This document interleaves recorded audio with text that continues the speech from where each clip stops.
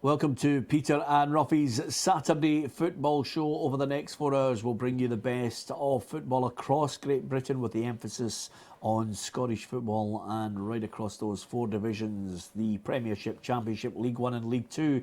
Alan Ruff and Frank McAvenny are our pundits for this afternoon, joining us right the way through till 6 o'clock. We'll also have key reporters at some of the key games with the 3 o'clock kickoffs this afternoon. Lots to talk about on the programme. Let's get cracking. And the main talking point so far, Frank McAvenny, we've been watching Partick Thistle against Celtic, and Celtic have a 2-0 advantage. 2-0 advantage. Lee Griffiths just missed a golden opportunity to put the game out of sight.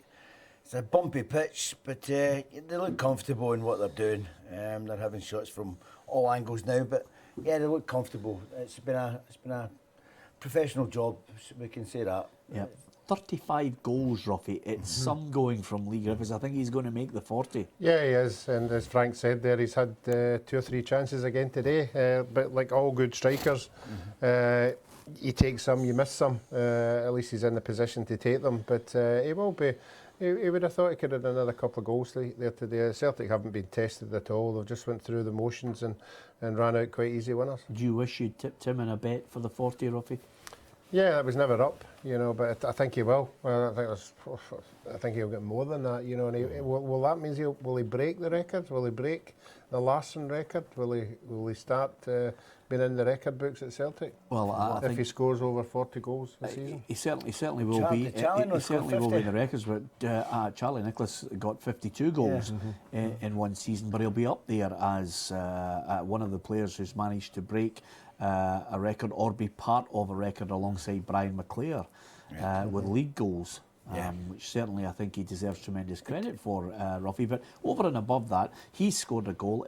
Are there other players that deserve mention in that performance today, Macca? I think it's more a settled side. Beaton and Brown have just looked comfortable. They've strolled through it, and I think the two of them are comfortable in the middle of the park together. They're used to each other, but. It's been a professional performance, but one thing for sure, the player of the year dinner next month. It's going to be the easiest players to pick, for the young player and the player. Lee Griffiths is the only one that can get player of the year, and Kieran Tierney is the only player that can get the young player. So there's no other ones touching any of the two of them. So it's going to be a strange one when you think about it, because normally there's about 4 or 5, and you think, well, he could do it and he could do it. But it's just so clear-cut this year. Yeah, well, credit to Celtic on this front, Ruffy. Aberdeen are looking at them. They're putting the pressure on them. They had to battle back against a very good performance from Partick Thistle. I've looked at the game, and maybe not as impressive as they were against Aberdeen in midweek. They haven't really been able to force the issue, but I think Brown and Beaton, as Macca alluded to there, getting back together as a partnership has certainly settled Celtic. Yeah, they're 2 players that do the sitting role, and they're big players for Celtic, with the 3 in front, that allows them the scope to go forward and score goals. And when you've got 2 people like that behind you, it gives you a wee bit of confidence to do that. But I think Celtic have benefited from that Aberdeen game in midweek. Obviously, Thistle don't have the resources that most of the other clubs have got, so I think it's beginning to tell in this game. Yep. Richards there just missed a golden opportunity. Great first touch, flicked it round the boy, and he just pulled it across the goal, so he was unlucky. Yep, there you are, up to date from Frank McAvenny, who's with us all afternoon until 6 o'clock. We are also going to be talking after this break about Aberdeen, because we've been waiting quite a substantial amount of time for Derek McInnes to talk about Aberdeen's title credentials, and the Dons boss has said we can win the title.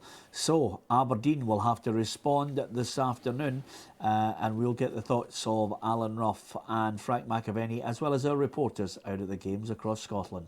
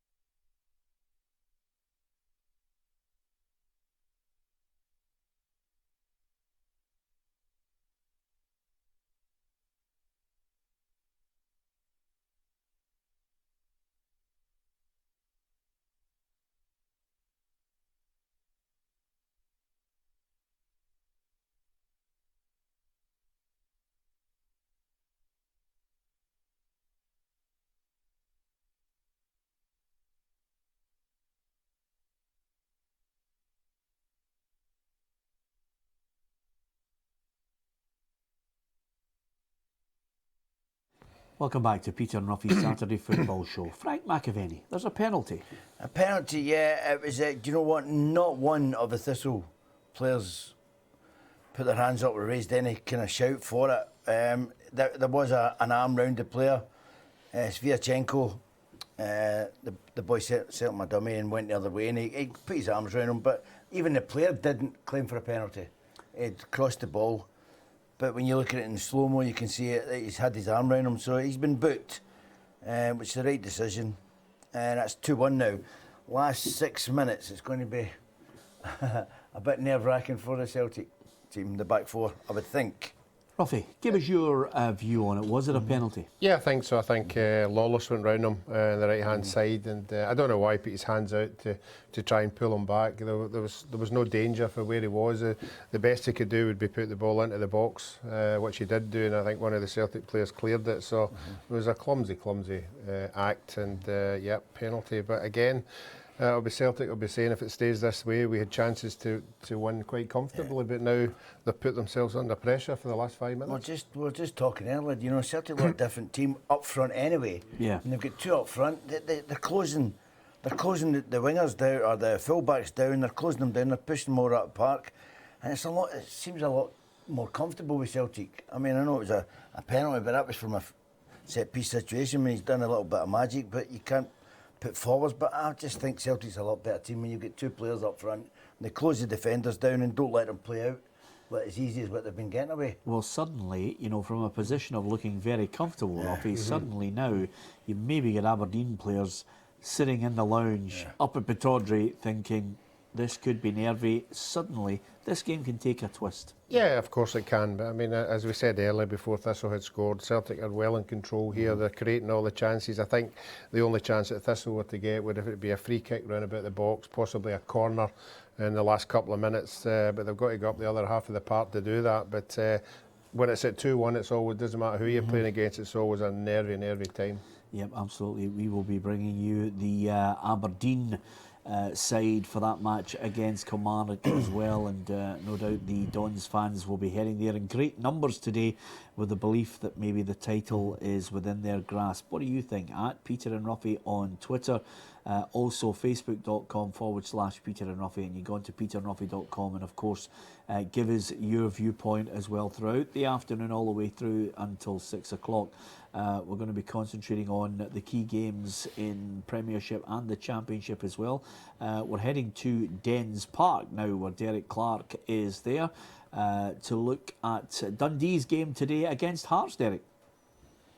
Yeah, I think we're in for a very intriguing game here this afternoon. Dundee obviously will be desperate to bounce back from last week's thumping at Rangers. That defeat was their first in 8 matches, and the record here at Dens is impressive. They're unbeaten in 7 and looking to make it 8 unbeaten. The last time they'd done that was back in 2012. They've also got the added incentive of knowing victory here this afternoon could see them climb up to 4th in the table. Team-wise, they make 2 changes from last week's defeat to Rangers. Out goes Conrad and Loy, who dropped to the bench. In come Gazilov and Kerr. Hearts, on the other hand, will be hoping to make history here this afternoon. They've now beaten Dundee at Dens twice in this season before, which seems a remarkable stat if you're asking me. They too are on decent form, winning in the last 3 games, although that doesn't appear good enough for a section of the Jam Tart support. I'm sure Robbie Nielsen will have his best of gear out this afternoon, hoping to avoid another plane with the banner "No Style" flying overhead. They've also added personnel this week in the form of American midfielder Perry Kitchen from DC United, a move that comes with the full support of national coach Jurgen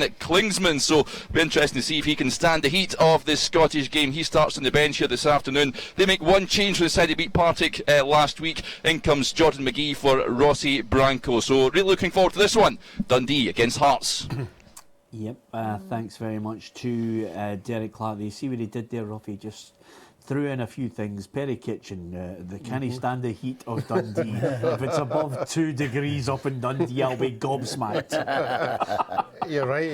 He's a player that will have to come and acclimatise to our weather. But he'll probably have a hat and gloves and everything on. You know, so we're intrigued by this Celtic game because Partick Thistle have had a couple of corners here, and it's been pretty nervy for Celtic, but they broke away now. He's just took Griffiths off again in the last couple of minutes, and the boy doesn't look happy. You know, you get him for that's 5 minutes or 10 minutes. We've had 2 up front. He just doesn't like that 2 up front, Ronnie, does he? And he's obviously wanting to hold on to this this result rather than going for another one. So he's playing it safe, and he's looking a bit nervous, Ronnie. Yeah, well, I'll tell you, right at this moment, a number of Aberdeen players will probably be actually thinking about what they've got to do against Kilmarnock this afternoon. We're going to get the thoughts of Ruffy and Frank McAvenny on that. Let me bring you the starting 11 for Aberdeen. Brown, Logan, Shinnie, Considine, Taylor, McLean, McGinn, Hayes, Robson, Church and Jack. Give or take the odd injury here and there. I'm talking about maybe Robson in there, Pollock's been out, Rooney's out. But other than those enforced changes, this is a side you can name week in, week out, Ruffy. Yeah, and that's been the strength of the Aberdeen side this year. But again, they're under pressure as well today. They've got to keep the momentum going. Nothing less than a win at home, particularly, will be good enough today. And you've got a Kilmarnock side going up there who aren't playing particularly well. So they really need to win this one. And if they win it convincingly, you know, that would be a good win. Not just to win the game, but to set out a statement to Celtic that they are going to be chasing them right to the end. I don't think Kilmarnock scored since Lee Clark came manager, has he? I think they've scored, if I'm right in saying that. Which is hard to go to Pittodrie when you've not scored a goal. So it'll be a monumental result if Kilmarnock get anything at Pittodrie, I think. Yeah, does it look like a decision that's going to cost them dearly? Because when Lee McCulloch was there, he seemed to have steadied the ship, a draw, a win, and now you're in a situation where you're looking at it and thinking they could be in this playoff. Well, you know, a new manager comes in, McCulloch knew the players, knew what was needed, and Lee's come in and a new manager comes in with new ideas, Peter, and to try and get that across in training, and sometimes players are just thinking, look, we just need to survive here. You know, and Lee, being a footballer and a coach that I know him of, he'll be wanting to get them down to play football and all that. And sometimes at Kilmarnock, or teams like Kilmarnock, when you're struggling and you're fighting for your life, you just want to, you know, clear that ball, and he'll be wanting to pass it out. And some of the players at Kilmarnock might not be comfortable with that. Yep, they haven't actually scored in the last 3 games. The last goal was that goal at Rugby Park in the 2-1 Cup defeat to Rangers. Now, Macca, how's it looking in this Partick Thistle Celtic game? Time running out. Well, you know, Celtic are looking a wee bit. Well, they're bringing on Effie, so that could cause a goal. No, they're bringing on Effie. My God! For the last minute, they're going to bring him on, and I'm a bag of nerve when he comes on the pitch because he's liable to do anything. And he's not the kind of player you want on in the last couple of minutes. Yeah, to steady the ship. Steady it, you know. It's okay, he's put him up front. Not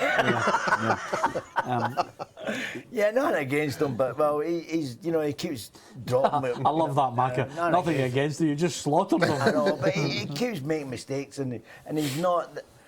he's playing 3 at the back. He's just made a sign. I think it's 3, he says. He just made a sign. It's 3 at the back, so... You know, obviously he's holding on to this. Yeah, he wants to kind of shore it up and just see it out.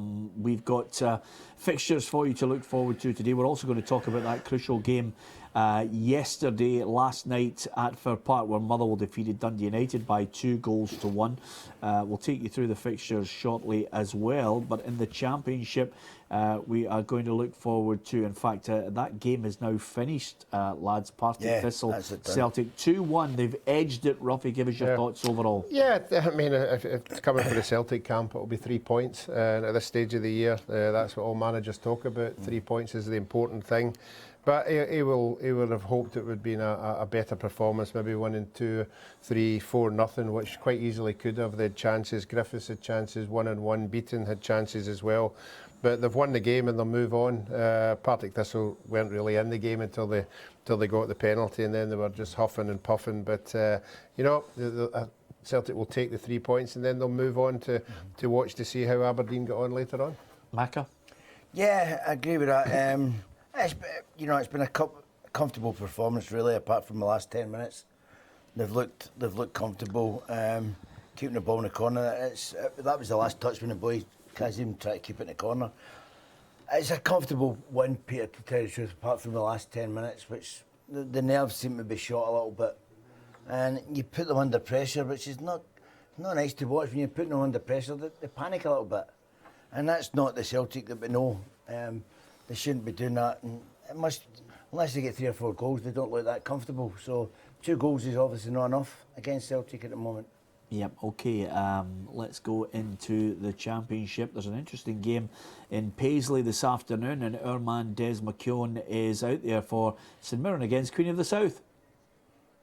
Yeah, an intriguing game, Peter. It's the 3rd time the teams have played in a month, and both of them probably any chance of St Mirren's hopes of getting into the playoffs at the top end of the table take a real dent last week against Wraith Rovers, and then during the week Queen of the South lost to the same Wraith Rovers team, and that's dented their hopes of finishing in the top 4. So interesting game here, and I have to say that the best barnet ever in Scottish football is just down below me here. Former chairman of Queen of the South, David Ray. You'll remember the shock of blonde hair. That's still looking ever so good. He's down there supporting his team today, no longer the chairman, but did a tremendous job for the club getting into the Scottish Cup final back in 2008. As far as today's game's concerned, it's changes galore for Queen of the South, but only 2 changes for Alex Ray's side. Out go Baird and Quinn, and come Agnew and Cooper. It means Jamie Langfield's in goals. It's a back four of Gary Irvin, Keith Watson, Andy Webster, and Scott Agnew I think will slip into left back. Wide right in the midfield it'll be Callum Gallagher, Stevie Mallon, Alex Cooper and Jordan Stewart. Up front it'll be Clarkson and Shankland. On the bench, Dan Wilt, Stephen Thompson. Jim Goodwin had a blether with prior to kick-off, and he's just desperate to get back involved. He appeared as a substitute about 3 weeks ago against Dumbarton, and he's just desperate to get back involved. Cameron Howison, Alan Gow, Kyle McAllister and Stuart Carswell. It's 5 changes, James Fowler, 5 changes for Queen of the South. Out go Brownlee, Hutton, Conroy, Hilson and Pickard. They're replaced by Harris, Murdoch, Lyle, Oliver and Jacobs. That means they're going to line up with Robbie Thompson in goals, a back 4 of Lewis Kidd, Andy Dowie, Chris Higgins and Jordan Marshall. Middle 4, Alex Harris, Andrew Murdoch, Callum Tapping and Kyle Jacobs. In the front 2 of Gary Oliver and Derek Lyle. On the bench, James Atkinson, Darren Brownlee, Rand Conroy, Ian Russell, Kyle Hutton, Jake Pickard, Dale Hilson, and our referee is Alan Muir. So it's all to play for here at Paisley. Okay, thanks to Des. We're going to discuss Des's column this morning as well. Little later on, guys, Des has nailed everybody who's going to win and everybody who's going to lose and drop out of the divisions, Ruffy.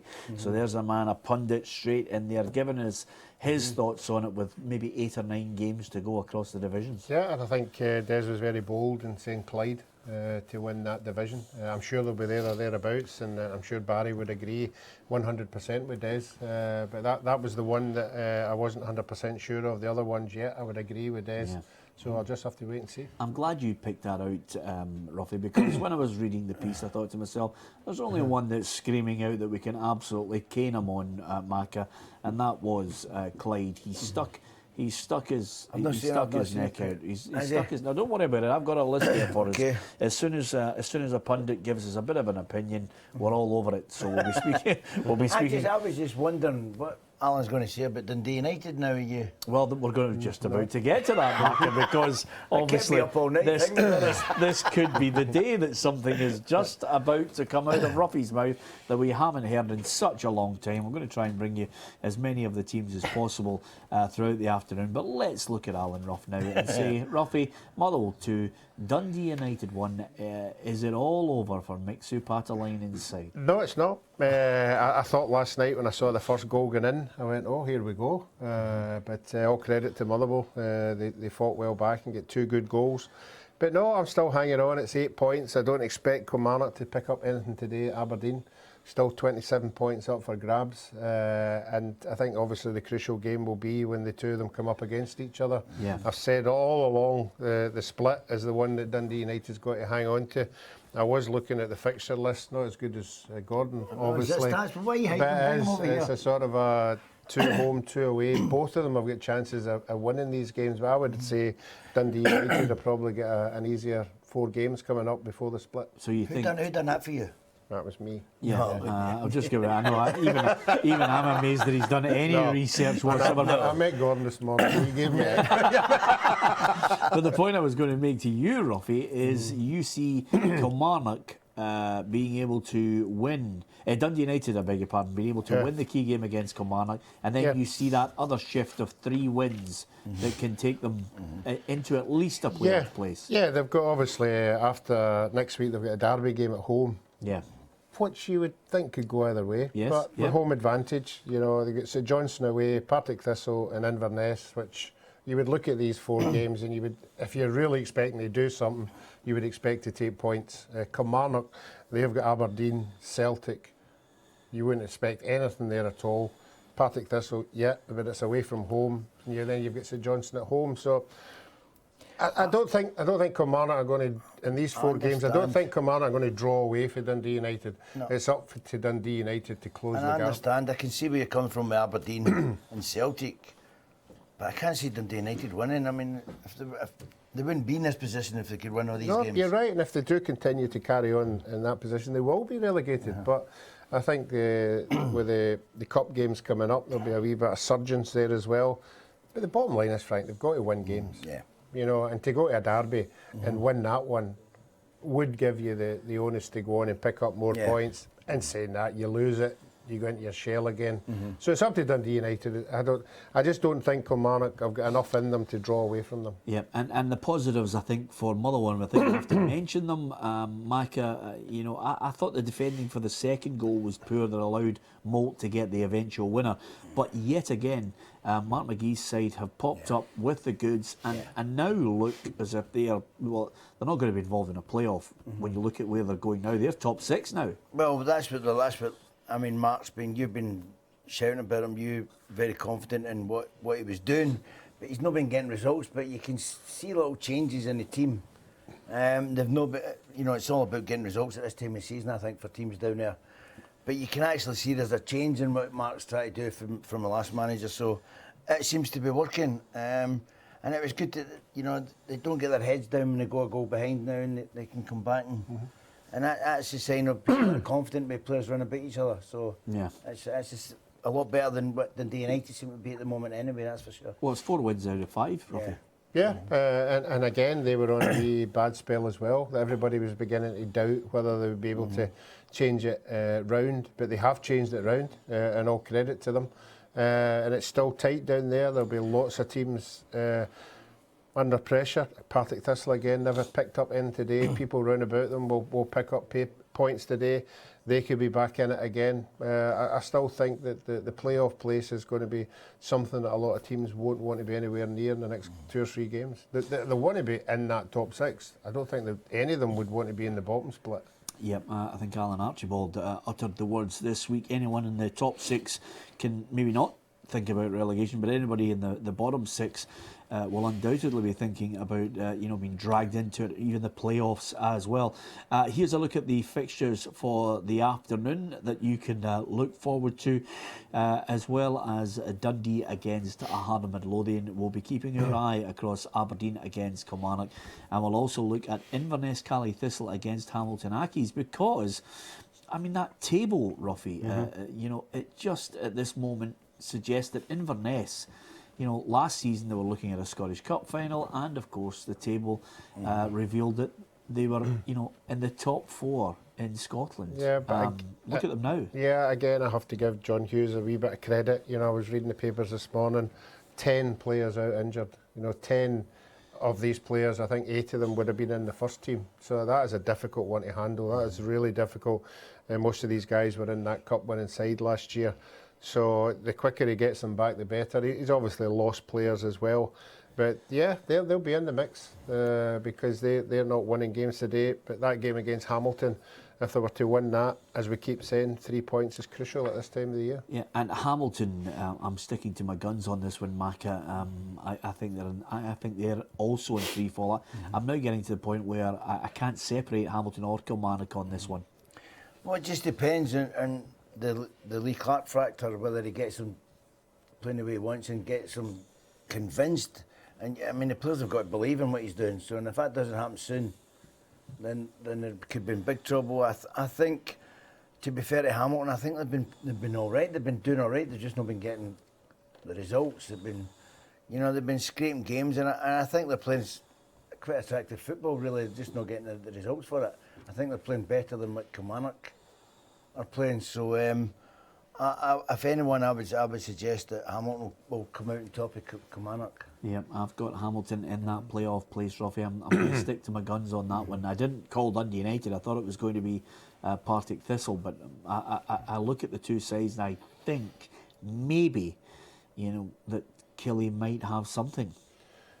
Yeah, well, they haven't showed it so far as I'm concerned. I think it's sort of rewriting itself 2 or 3 years ago when it was Hamilton Hibs for the playoff position, and I think that's what we're looking at just now. I think that they could be there or thereabouts, so Hibs have got obviously something to do in that one, obviously not winning the last one. Yeah, okay, let's get team news from Dens Park. Derek Clark is up there for Dundee against a Hearts side that Robbie Neilson believes will have a real say on where the title ends up, whether it's Pittodrie or Celtic Park. Derek.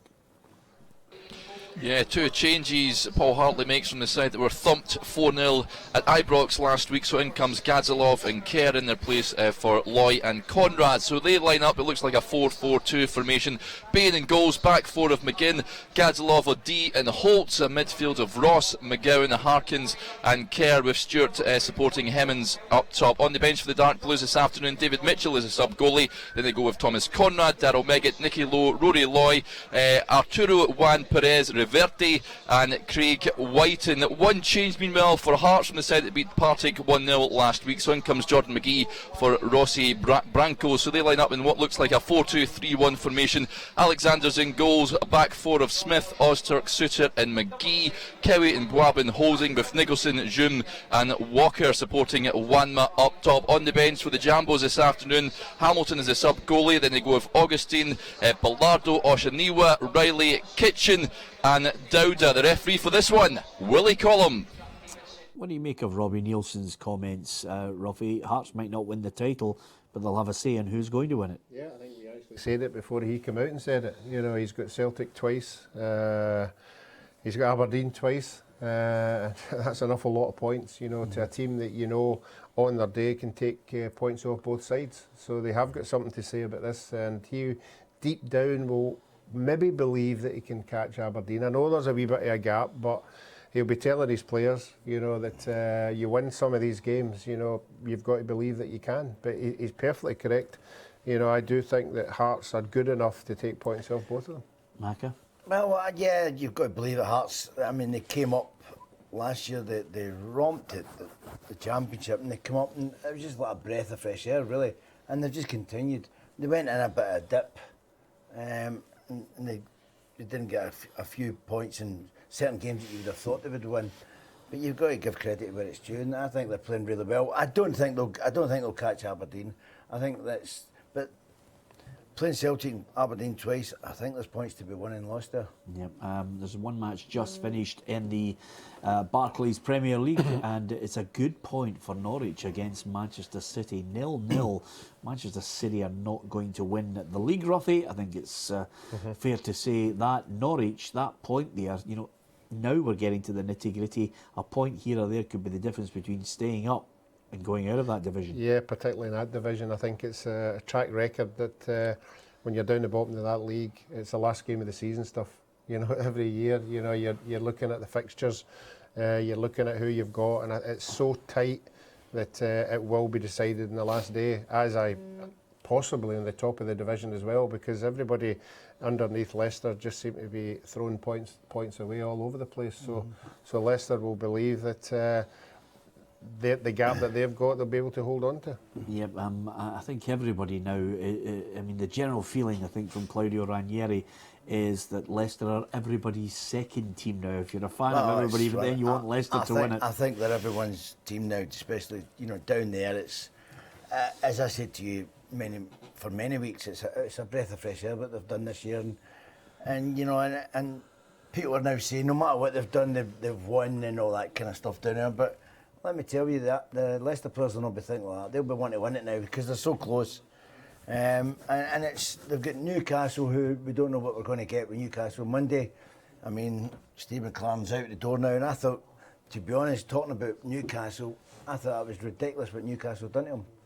I mean, they kept him hanging on. Everyone knew he was getting sacked, But he's a nice guy, you know. He might not have been doing it as a manager. He's a nice guy, and he's got a lot of respect in the game. And what Newcastle done to him, just let him hang on. Now, if Benitez never took that job, he'd still be manager now until they got somebody else.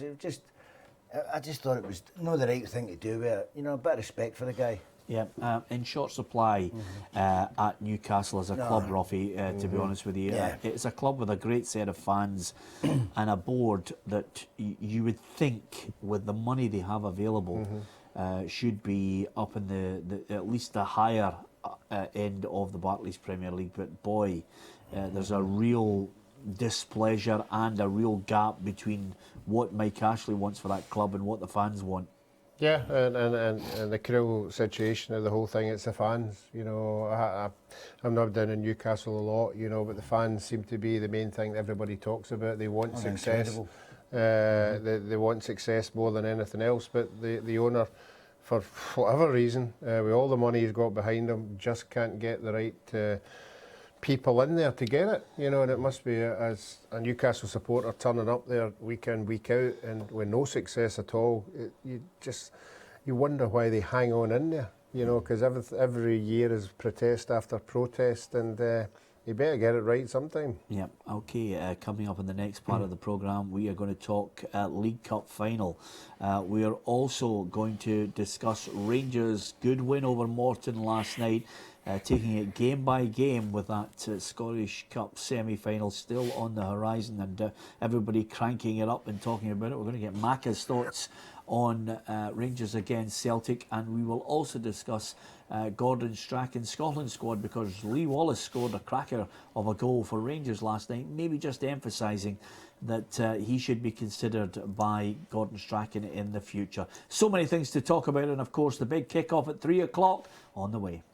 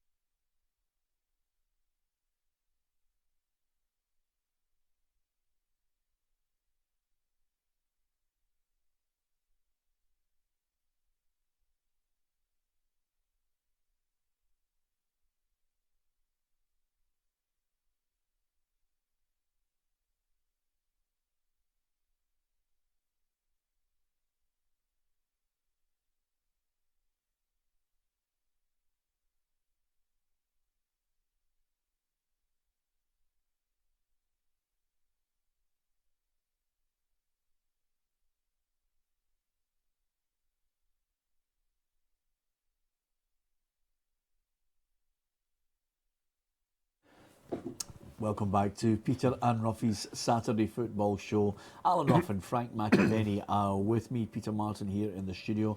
Of course, Gordon Smith not with us today, lads. Boy, we miss him when he doesn't turn up on a Saturday. He's having a wee day off, and rightly so, Ruffy. Rightly so. Yeah, he's a busy man. Yeah. And when you're up every night to 3 in the morning with the stats, you've got to take a Saturday. Yeah, absolutely. It would take its toll. I know, but any man that can sit in between us every week needs a holiday. Yeah, and just on that, that's a very good point, actually. Any man that hangs about with you needs a holiday. The other thing I was going to say, Ruffy, and I think it's something that we can possibly put out there, we might need to contact the historian at Partick Thistle for this, but one of our producers highlighted to me the fact that Gianluigi Buffon has gone 926 minutes without conceding a goal now. I think he's broken Dino Zoff's record. Buffon, absolutely fantastic. I think he's 38 years of age now. He's just a world-class goalkeeper. And I was wondering how long you've gone without conceding a goal. And amazingly, you're not the type of person, I think it's reflected in your stats and your insight into the game, that you're not the type of person who bothers about, how long you kept a clean sheet for. No, at a club level, I don't remember ever sitting in the dressing room going, God, this could be 2 in a row. Yeah. Yeah. So... I remember sitting at Celtic thinking that was, you went 2 weeks without letting it go on. We didn't have a game written off. Yeah, I'd be just quite happy if I never lost a goal, to tell you the truth. Well, we actually, honestly, I kid you not, Ruffy, we actually had a little, bet among all of our backroom team here, and one soul said to us that you'd gone at night. In fact, it was Derek, our reporter, saying 900 minutes. 900 minutes. He clearly did not have his finger on Was you injured? He didn't know about your career with Partick Thistle and Hibs. If you had gone 900 minutes with Partick Thistle and Hibs, you would have had the freedom of the city. They'd have been taking you on their shoulders around the castle. Is that fair? Yeah, but I don't remember. I honestly don't remember that would be a record that I ever chased. Does he? Yeah. Derek's, he may well. I don't think he's taking a tipple up in Dundee. But it's very thingy that these 2 records were in Italy. Yes. I think. What? I just think Italian football defensively are fantastic masters at the game. Yes. So if you get a defence in front of you that knows tactically how to defend, then it's they're quality goalkeepers. You can't take that away from them. It's a big part of their game, though, isn't it? Yeah, absolutely. I think we miss out now. I think it's a collective. Yeah. I mean, their team and the back line as well. Let's go back to Paisley to get the teams and show you the formations. It's St Mirren against Queen of the South. Des McKeown. Sorry, Peter. As I said earlier, 2 changes for St Mirren. Out go Baird and Quinnan, come Agnew and Cooper. That means they'll line up with Jamie Langfield. In goes back 4 of Gary Irvine, Keith Watson, Andy Webster and Scott Agnew. Midfield 4, Callum Gallagher, Stephen Mallon, Alex Cooper and Jordan Stewart. And a front 2 of David Clarkson and Lawrence Shankland. On the bench it'll be Dan Wilkes, Stephen Thompson, Jim Goodwin, Cameron Howison, Alan Gow, Kyle McAllister and Stuart Caswell. For Queen of the South, it's actually 5 changes. Out go Brownlee, Hutton, Conroy, Hilson and Pickard. They're replaced by Jacobs, Oliver, Lyle, Murdoch and Harris. That means that James Fowler's side will line up with Robbie Thompson in goals, a back 4 of Lewis Kidd, Chris Higgins, Andy Dowie and Jordan Marshall. Midfield 4 of Alex Harris, Andrew Murdoch, Callum Tapping and Kyle Jacobs. And the front 2 of Gary Oliver and Derek Lyle. On the bench, James Atkinson, Darren Brownlee, Ryan Conroy, Ian Russell, Kyle Hudson, Jake Pickard and Dale Hilson. Our referee down in Paisley is Alan Muir. No, I was just going to say, I'll just throw into the mix, just to get back to the penalty kick, the shutout thing. Very difficult as a goalkeeper to get shutouts when you've got players like Des McKeown playing in front of you, as you can imagine. Des, I have to say, it's a real slight on you. That's a slight on your professionalism, Des. Yes.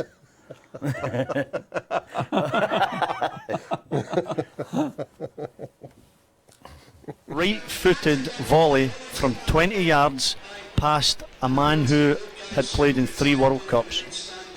He moved slower than a cone.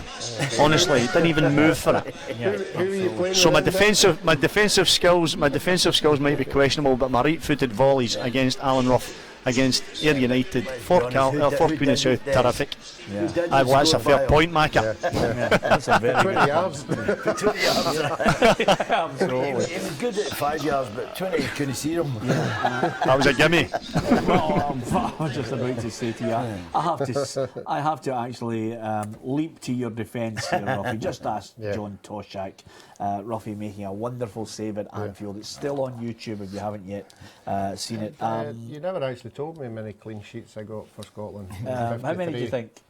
I take a guess. Yes. 16. 16 it was, Ruffy. 16 clean sheets for Scotland out of 53, which That is was a good good going. defence as well. That sums it up. That sums my argument. The point up. is You that get Danny McGrain, Sandy Jardine, Gordon McQueen and Martin Buchan in Well, front the of only you. one that's the weakest link there, you know.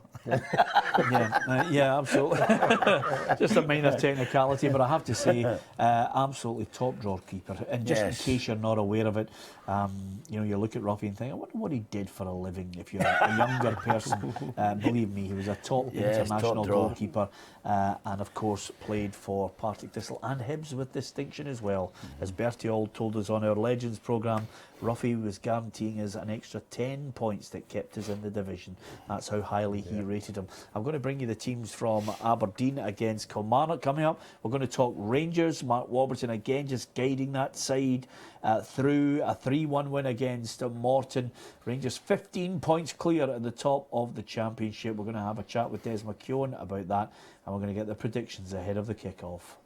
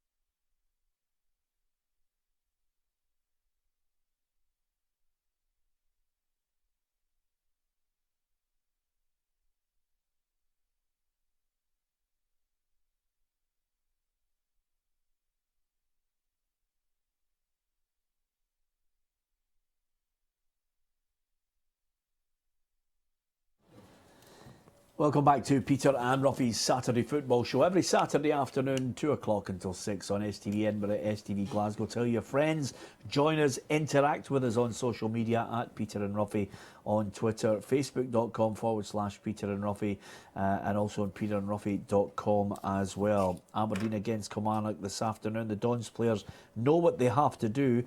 Celtic defeated Partick Thistle at Firhill today by 2-0, and Griffiths and McGregor were the goal scorers for Celtic. Griffiths with his 35th goal of the season. As far as the game this afternoon at Pittodrie, Brown, Logan, Shinnie and Considine, Taylor, Jack, McLean, McGinn, Hayes, Robson and Church. For Kilmarnock today, Lee Clark has picked McDonald in goal, Hodson, Smith, Finlay, Balatoni, McKenzie, Dicker, Obadiah, Kilty, Faubert is in there as well as Josh McGuinness. So that's the starting lineup for this one, Ruffy. Do you envisage any slip-ups whatsoever? No, I don't, but I was listening to Derek McInnes talking about, if they hadn't lost that penalty so late on in the game, a couple of weeks, that they would be right behind Celtic, and it's something they have to guard today, that they can dominate the game, as we saw Celtic with Partick Thistle today. If you don't take your chances, the nerves can set in, and you can feel it in the crowd as well, because I believe there'll be a big Aberdeen support will turn up there today. So when they get chances, they need to kill off the game. They need to take everything that's going their way and then relax and enjoy the football. But if they're hanging on to a 1-0, anything can happen in this league. Okay, Inverness against Hamilton Accies. Inverness, Fawn Williams in goal, Draper, Devine, Wedderburn, Horner, Tansey, Williams, Polworth, Hughes, Vigers and Roberts. Hamilton Accies, McGovern, Gordon, Tagliapietra, Devlin, Kurakins, Gillespie, Emery, McKinnon, Docherty, Courtage and Morris, the starting 11 for Hamilton Accies. Macca, this is a moment where Inverness could maybe put a little bit of light between themselves and Hamilton Accies and Kilmarnock. I think so. I mean, John will be demanding that, especially up there. And is Crawford playing for Hamilton, or is he left out? Crawford is not playing for I think Hamilton he's a Accies. man that's a danger man. Last couple of weeks, he's not really been as influential as what he has been. So maybe, I don't know if he's injured or not, but that's maybe why he's left out. But he's a player that John would have been watching, but he'll be comfortable that he's not in. And John, well, no, he's football. He lives and breathes football, Big John Hughes. So he will be demanding that they get the 3 points today, because it's a game they should win. Are they going to win it? Yeah. Yep. Yeah. Ruffy? Yeah, I think they will. I think they'll win it very narrowly. Narrowly? I don't think Hamilton have got enough goals in them to win this one. I think they've got the odd goal, but not 2 goals, which I think you'll need to score in this game to win it. And the other thing I think is going to be a real worry for me today, Ruffy, is quite simply that usually I stick Gordon Smith in between you and Macca. So what you will hear is Macca trying to annoy you. And also, I don't know if you're aware of this, Ruffy, but it's a trait that he actually, while someone else is talking, apart from butting in, which he does regularly, he'll also start humming. He hums. Macca, yes, it's a strange thing that you've got, by the way. You just go... It's the same when I get bored. Yeah, It's usually when Alan's well, I have to tell you, you're going to be humming a lot today. That's an absolute certainty. Okay. I'll be singing by the end of the show. Let's go to Dens Park. Who's going to win that match up there? Derek Clark, give us your assessment. Yeah, I think...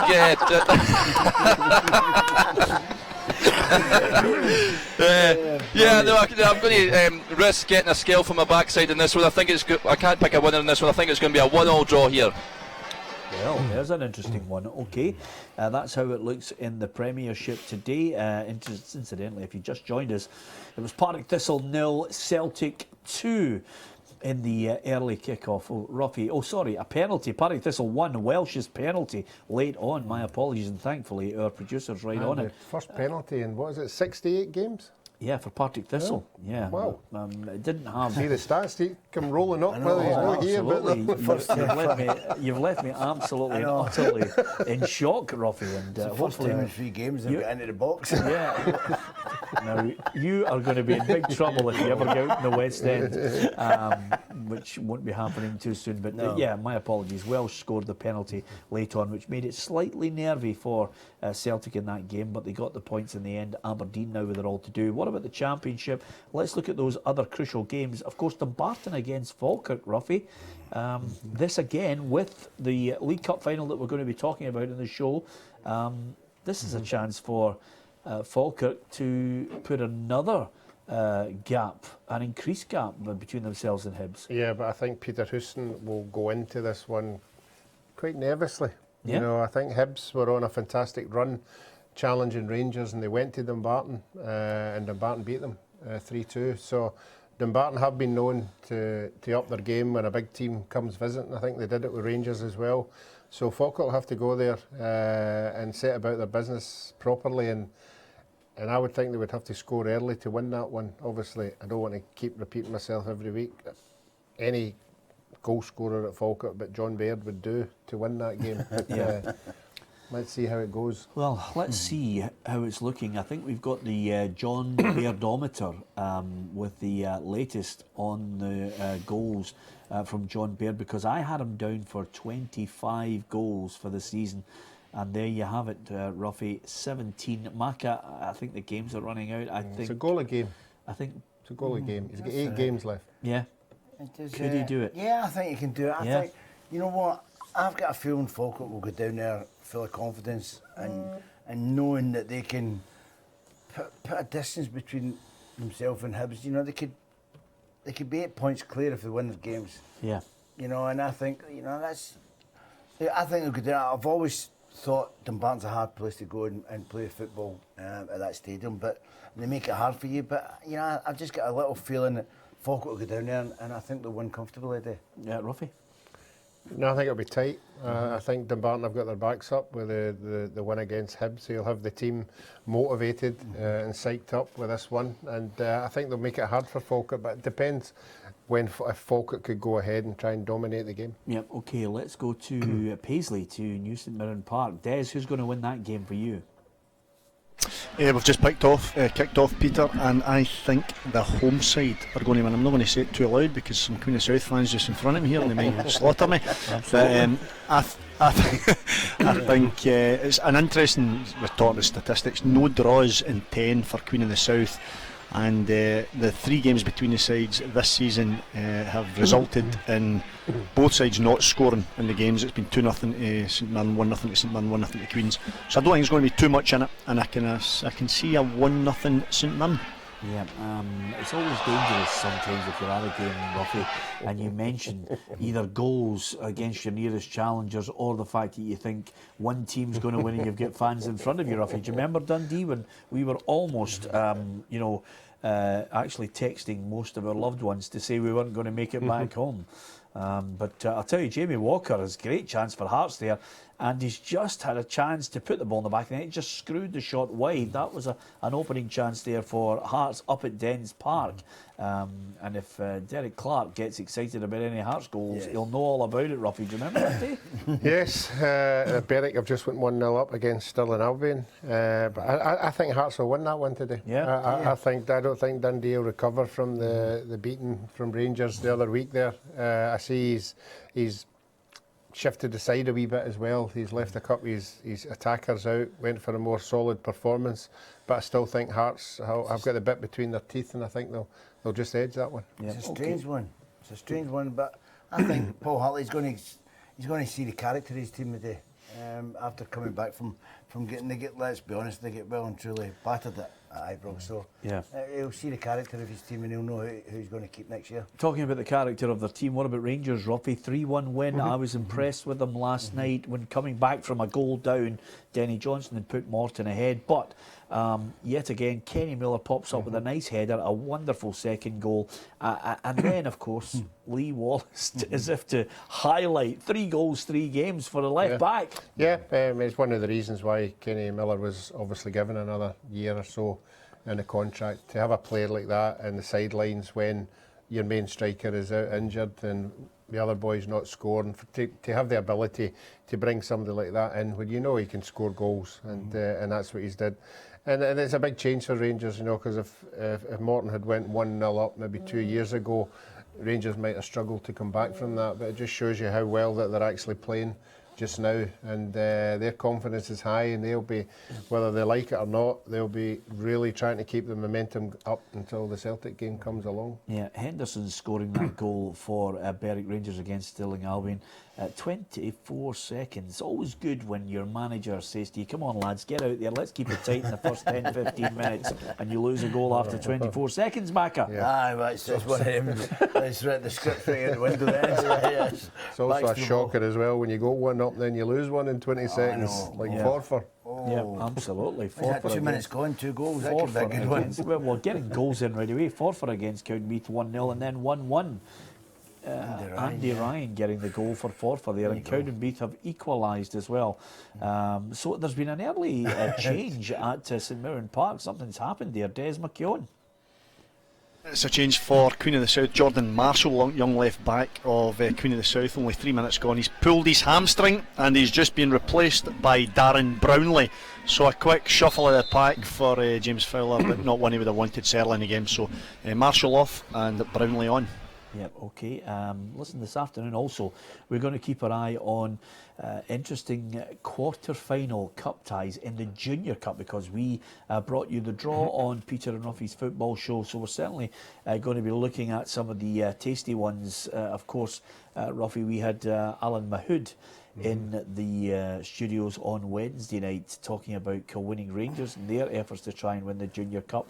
Although I don't know if you're aware of this, when I was actually tweeting out that Alan Mahood was the guest, autocorrect on the telephone and on the PC, Ruffy, changed it to Alan Manhood, which didn't really do him any good whatsoever when he went into the dressing room with his teammates who absolutely caned him. And I had to apologise, and I said, honestly, put your name in, Alan. It changes it from Mahood to Manhood. And you couldn't make this up. Honestly, I think he thought I was having a go at him. But nevertheless, good quarter-finals to look forward to this afternoon. Yeah, and anybody who likes to go to the junior games, there's not everybody goes to the senior games, but there's a large contingent like junior football, and certainly when it gets to this stage of the Junior Cup, big crowds, bags of atmosphere.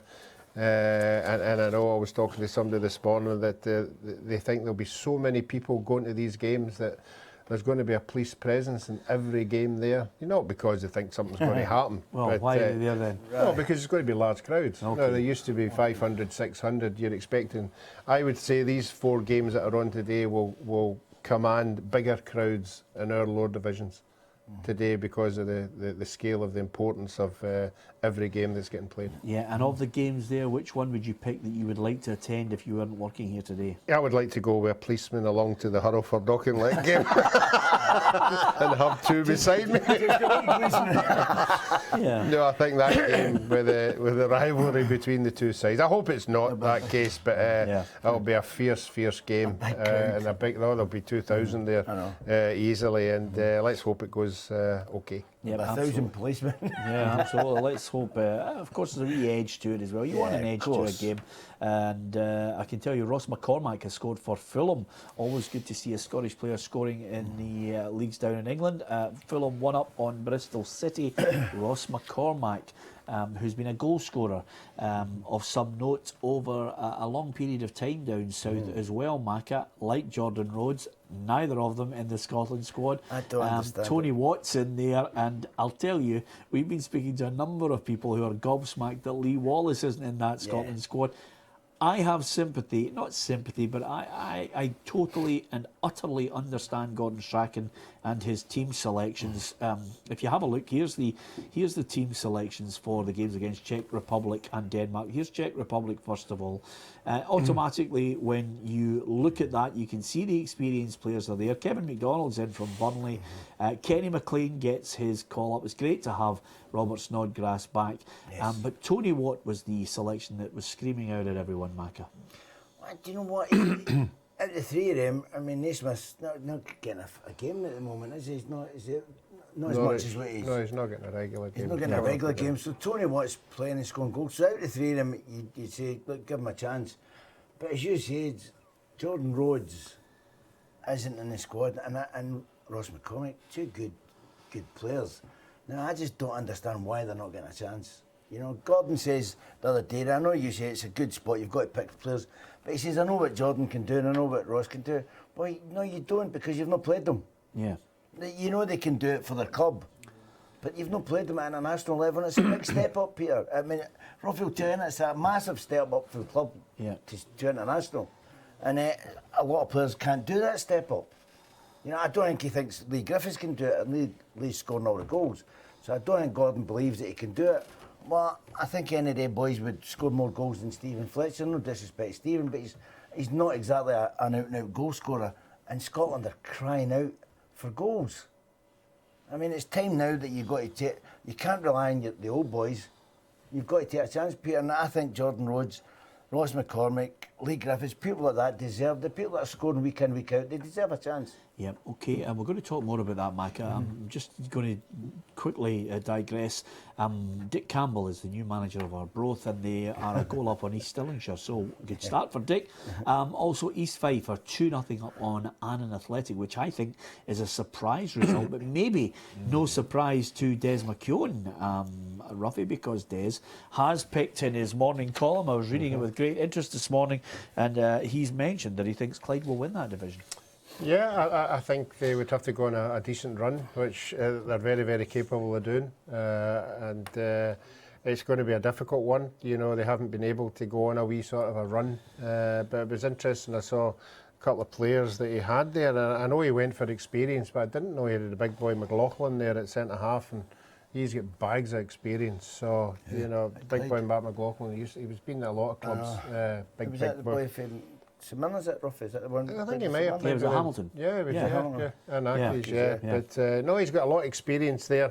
But again, you know, they would have to go on a wee sort of a run there, because that is going to be quite a tight division. OK, I can tell you Jamie Insel and Jonathan Page scored the goals for East Fife against Annan Athletic Saturday afternoon. Great to have your company. Sit back, get yourself a wee cup of tea, dunk your biscuit in, enjoy the chat, the patter.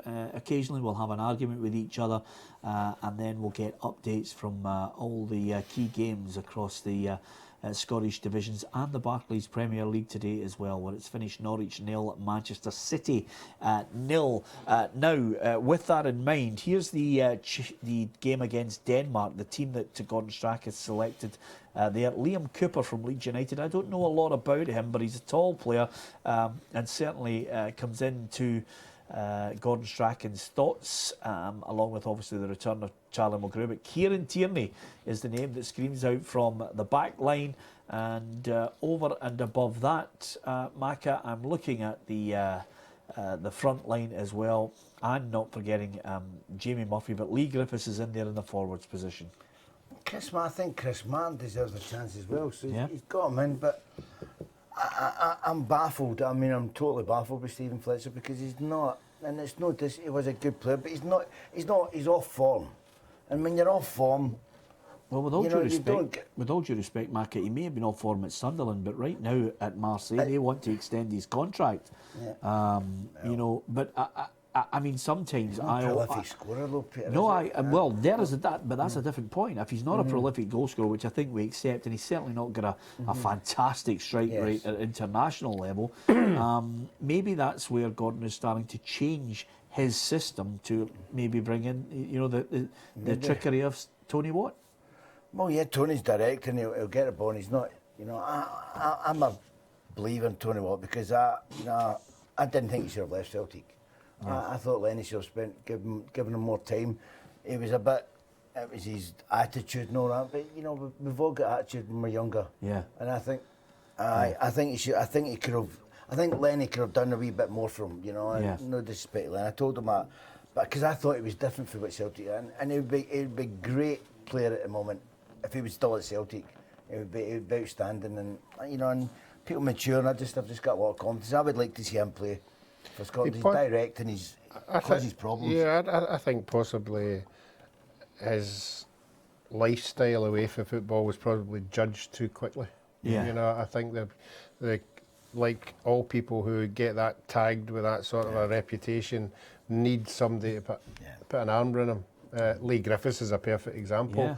who at Celtic Park was going nowhere, and we all thought, I think at one stage, he was going to Hibs on loan, Yeah. and then somebody's put an arm around him, somebody's had a chat to him, somebody's said something to put him on the straight and narrow, and I just think somebody should have with Tony Watt, because as a young football player, and let's not kid ourselves on, he's a young boy who's been He's a pushed talent. all over the place, and when you're in that mind that you think that nobody really wants you and you've got to go to a club and prove yourself all the time, it's not a good environment to be in. So I think Gordon's right in saying, look, I'm going to bring him in, I'm going to give him a chance. It's up to him to prove. Well, listen, I don't think you guys even need to look towards Lee Griffiths. I mean, you only have to look at you two. If you didn't have somebody to put an arm around you when you were young in the lifestyle that you two were leading, you'd never have seen half the countries of the world, because you two were rocket scientists. It's as simple as that. Completely and utterly mental when you were Thank you for younger. that. Yeah. But you matured over 4 decades. Let me enlighten you of the fact that Stoke City 0, Southampton 1. Graziano Pella has scored for Southampton in that match in the Barclays Premier League. Elsewhere, Stenhousemuir 0, Peterhead 1, Ruffy. So Jim McInally's side taking the lead in that game. James Stevenson with a goal after 13 minutes. Yeah, and no Rory McAllister today. He's not on the side, so that would be a worry for the manager. Your top goal scorer not been available for that game. So to go 1-0 up, yep, he'll be hoping that the other players can chip in when Rory is not there. Yep, absolutely. It's really, really good, that division. League One is one that I like to cast my eye over. Ayr United against Dunfermline this afternoon is a great game. I'm just waiting to see who gets the first blood in that match, and whether they can build on it. Ian McCall would love to just have a little done to Dunfermline, especially after Alan Johnson's comments, Ruffy. Yeah, I mean, I was surprised. I was surprised with Alan, you know, that I didn't think it was in his makeup to start saying that we've won the league with so many games ahead. You know, it might just be the feeling in the camp to give the players a bit of motivation. Oh, Ruffy, what about that save from Scott Bain there? Ozturk with the header. That should have been the opening goal for Hearts there. Great save by the Dundee goalie. Yep, one of the reasons why Gordon's put him in the Scotland squad. That's the kind of form he's been on all year. He's been making fantastic saves all season, so all credit to the boy. Don't know if he'll get a game, but certainly everything he's done this year, he's kept Dundee in a lot of games. What a chance, Macca. Talk us through that there. Look at this. Robson floating the corner for Aberdeen, and then Taylor gets up and just heads it past the post. That could have been the opening goal for the Dons. It could have been, and it should have been, to be honest with you. You've got to hit the target from there. You've got to hit the target, but it was unfortunate just by the post. But you've got to put the chances, and hopefully they don't regret. You know, they don't regret that. The same as Hearts have missed a couple of chances against Dundee, Peter, and I'm thinking that would have been a good game. It's the standout games: Dundee and Hearts, Ayr, Dunfermline. That's my two standout games for the day. Yeah. And I think there's goals in them. Yeah, and I can tell you, Jim, the Belgian, has just hit the side netting with a header. It's just jumping up there, Ruffy. Look at that. You see it in the slow motion on monitor 37.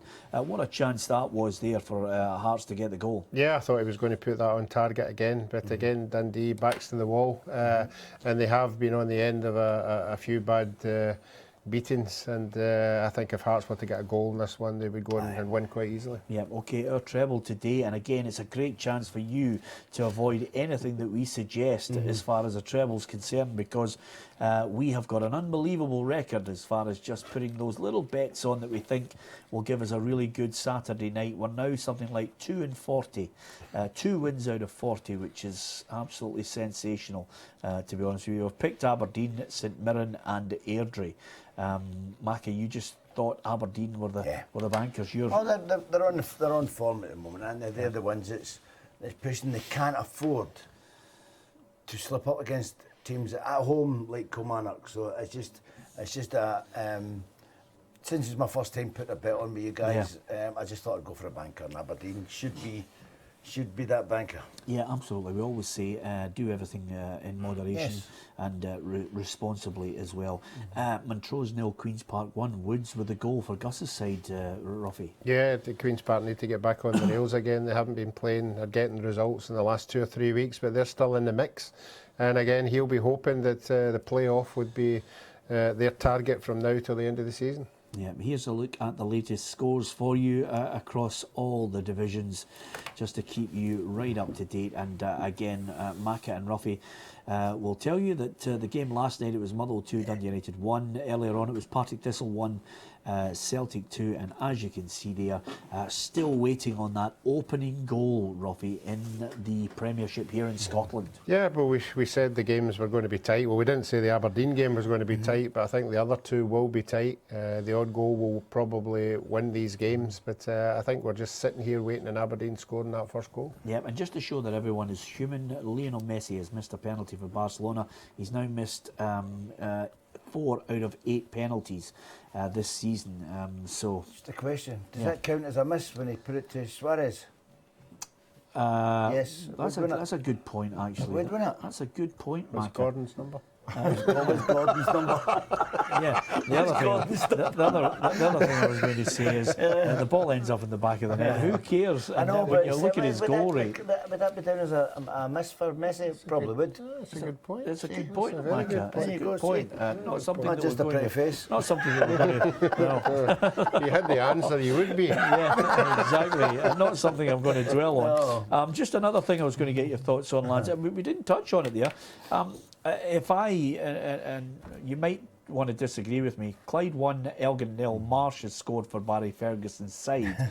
And talking of Rangers and the former Rangers player, I've got to get your thoughts on Rangers. If there was a player that I think is an inspiration to other players, and the consummate professional for me, it's Kenny Miller. Yeah, definitely. Yeah, every club should have one. Every club should have somebody with that respect and experience walking about the dressing room. That's a at every T-shirt, club. Ruffy, you know that, don't you? Everyone should have a Kenny Miller. No, not everybody should have a Everyone should player have one. like Kenny Miller. I mean, Yeah. at Celtic it was Roy Aitken. Roy Yes. was about the place, Yeah. and he had the respect as a captain. Kenny Miller's the same at Rangers. I think every player that's been at a club has had a player that you look up to, somebody that you know that you can go and have a chat with. And we certainly, with Kenny Miller being at Rangers, there's a lot of young boys at Rangers, you know, and they'll be looking to see if they can get to the achievements that he's had in the game. Yep, absolutely. Okay, so we've discussed the Scotland squad and players that should be in, players that shouldn't be in. Only in Scotland can we get to a situation where the manager picks 2 squads and then the next day we knew the headlines would have a negative angle on it, on who is not out, rather than looking at the 9 players and thinking, what can they contribute to this? I understand what Gordon's. Well, to a certain degree, I do, but I just think he's playing. We're the only ones that's not in a major tournament this year. He's got to get a team settled and go for it and play them and get them and play. That's me, I think. Well, wait a minute, why don't you just let him play the friendlies then? Let him get it. He's picked his squad, he'll live or die by his results. He knows that. Yeah. Well, I don't know. He'll go back. I think he'll just revert back to the old system, and it's not good enough. You know, no matter what way you look at it. I mean, with Scotland are not good enough. We just didn't make it. We should have made this tournament this year. Yeah. We should have been there. Can I ask you something, Ruffy? Is Shinnie the best left back in the country? No, I wouldn't say so. No? No, See? no. It's all about opinions. No, I wouldn't say so. No. Who is the best left back in the country, Ruffy? It's not Shinnie. I would like to see. Please don't say Tierney. No, but I would like. I mean, we spoke about Andrew Robertson. Yes. You know, Andrew Robertson was picked from nowhere and threw into a Scotland team, and we all went, "Wow!" You know, how can this young boy do this at this age? Yeah. You know, so I do believe that young boys should be given these kind of games to go and play in, because we might be surprised. Do you know, But as Frank said, there is a level. Games, pick the same squad for 2 games and go and see what they can do over the 2 games rather than just getting dropped off at the. I mean, it's like getting dropped off in a taxi. Planes flying in, someone's going off and someone's going on. Just not right, is it? I don't think. But I think the clubs have got to be considered as well. You know, if you're taking the players away for that amount of time, I just think the biggest. We never failed last time. I basically thought it was because we never scored enough goals in the games that we played in. Now, I would like to think that Gordon. Yeah, I would like to think Gordon's a sensible guy, and he'll know that himself, that something has to be tweaked somewhere. Right at the very start when he said, look, I'm going to make us hard to beat. I think he's done that. I think that most of the games he's done that. But I think we need to move into a more attacking mode, particularly at home. He's already proved that he can pick a side to go away from home and be hard to beat. I think he's done that. Yeah. But now I think when we come to home games, I don't care who we're playing, whether they've got a reputation for this or that. Go for it. We should be setting out our stall with players to go and win games. We relied too much on Maloney, didn't we? Yeah, well, I have to say to you, I would counter that by saying that, continually when I speak to the Scotland manager, I always feel the conversation is about levels. And I don't know why, or anyone in our country who suddenly thinks that our levels are going up the way. We are picking from a pool of players who are not playing the absolute top end of the Premier League in England anymore. Our levels of actually, as a side, being able to go and take the game to countries across the world, I think is becoming more and more difficult, Ruffy. My biggest player is we don't have a match winner. Yeah. You look at all these countries that come and play us, Georgia, they have a number 10, they have somebody who controls the game from start to finish. We haven't had that since James McFadden. Yeah, we've got levels, but you've got to say the levels. Jordan Rose is scoring at his level. He can only do what he's doing. Yeah, listen, Maka, I'm just talking about the broader picture on it. Ruffy wants the country to take the game to certain countries. There are times when I think we could have done that in the campaign. We maybe slipped up, failed. We can look at certain games where we should have been maybe more adventurous or not. But I think our levels as far as a country have dipped considerably. Let's quickly give you an update on the latest right across all the divisions for you now. We've talked about the Premiership, still waiting on a goal from Aberdeen against Kilmarnock, hasn't materialised, or Dundee against Hearts, as well as Inverness against Hamilton Accies. So no goals in the Premiership. What about the Championship? There you see it there. It was Rangers 3, Morton 1. And all of the other games, Dumbarton against Falkirk is a 5:15 kick-off tonight. But we'll go to New St Mirren Park and hear from Des shortly on that St Mirren game. Only the goals at the bottom end of Scottish League 1, Forfar 1, Cowdenbeath 1, and also Stenhousemuir 0, Peterhead 1. So as Ruffy mentioned there, can they survive without Rory McAllister? As far as Scottish League 2, Arbroath 1, East Stirling 0, Berwick Rangers 1, Stirling Albion 0, and Clyde 1, Elgin City 0, East Fife 2, Annan 0, and there you can see it, Montrose 0, Queen's Park 1. So quite a few goals in that division as well. So that's us up to date. New St Mirren Park. Des, I know you've got an opinion on levels as far as Scotland's international squad's concerned. Yeah, Peter, the levels just aren't good enough. It's the bottom line. I think if you look back to when Scotland were qualifying for major internationals, our team was made up of, as you said, top end English Premier League, but also the top end of the Premier League in Scotland. There was 3 or 4 Celtic players, 3 or 4 Rangers players, Dundee United, Aberdeen. You just can't look at those levels now. I just think that when you consider, we're now looking at, with all due respect, I watched Jamie Murphy on behalf of Craig Levine when he was at Motherwell. Jamie Murphy, you're looking at, Championship, top end League 1 possibly, that the majority of our players are operating at. I don't think we have got anything like the quality we have had, or we did have 20, 30 years ago. I think it's as simple as that. Who's to blame? That's a different argument altogether. I just think our levels aren't good enough. You look at Celtic in the Champions League, playing against clubs that ordinarily 20 years ago, maybe 15 years ago, Celtic would have been swatting aside. They just can't live with them. And they're played off the park by a Malmo side that's got a quarter of a budget. I understand. I just think that's the whole. I really do. But my argument is we're playing at the top level of the Championship, and when you get players like Ross McCormick, Jordan Rose scoring week in, week out, I'm just worried that they're not getting a chance. No, I agree with you, Mike. I think there's huge question mark. I mean, Jordan Rhodes has just moved for £11 million. And I don't. That doesn't always mean to say you're a good player, but you know, it took Craig quite a while to bring him into the squad, and when he was in charge of the Scotland team. But when he came in, he scored right away. He had an impact against Australia. He then scored again the next time he was involved. The boy is a natural goal scorer, and if we don't play natural goal scorers, well, don't score goals. It's as simple as that. You know what? Sorry, Peter. By torture. That's why I wanted to get involved. I wanted to get involved. Jordan Rhodes was struggling to score here today because there's not been a chance. Honestly, nothing each, Peter. Queen of the South are certainly the better team. Lewis Kidd went close with a lob that just went wide, and then Kyle Jacobs in 24 minutes hit the bar with a speculative cross-come shot. But apart from that, I'll tell you what, St Mirren are toiling badly. Nothing each. Okay, thanks to Des, who's, as you can tell, not enjoying himself out there at the moment. Let's hope there's goals. Something can spark a game into life. Yes. That's the joy of football. Barcelona, I can tell you, are leading Getafe by 2-0 despite Messi. And I'll tell you, honestly, what did I tell you? Something can happen that sparks a game into life, Des. You just have got to trust me. Listen, Peter, it was never in doubt, was it? I mean, Lawrence Shankland, the man of the moment here, he's robbed, I think it's Chris Higgins. He's gone inside him, and just as he's about to pull the trigger, he's been brought down. Young Stevie Mallon, my former teammate, Queen of the South's son, has grabbed the ball, and he's looking to put St Mirren in front here in the game. There's 29 minutes gone. Stevie Mallon just placing the ball on the spot as we speak, but really poor defensively from Queen of the South. Shankland shouldn't have had a chance to capitalise, but he bullied the defender, and inside the box, brought down. Mallon steps up, right footed, and it is 1-0 to St Mirren.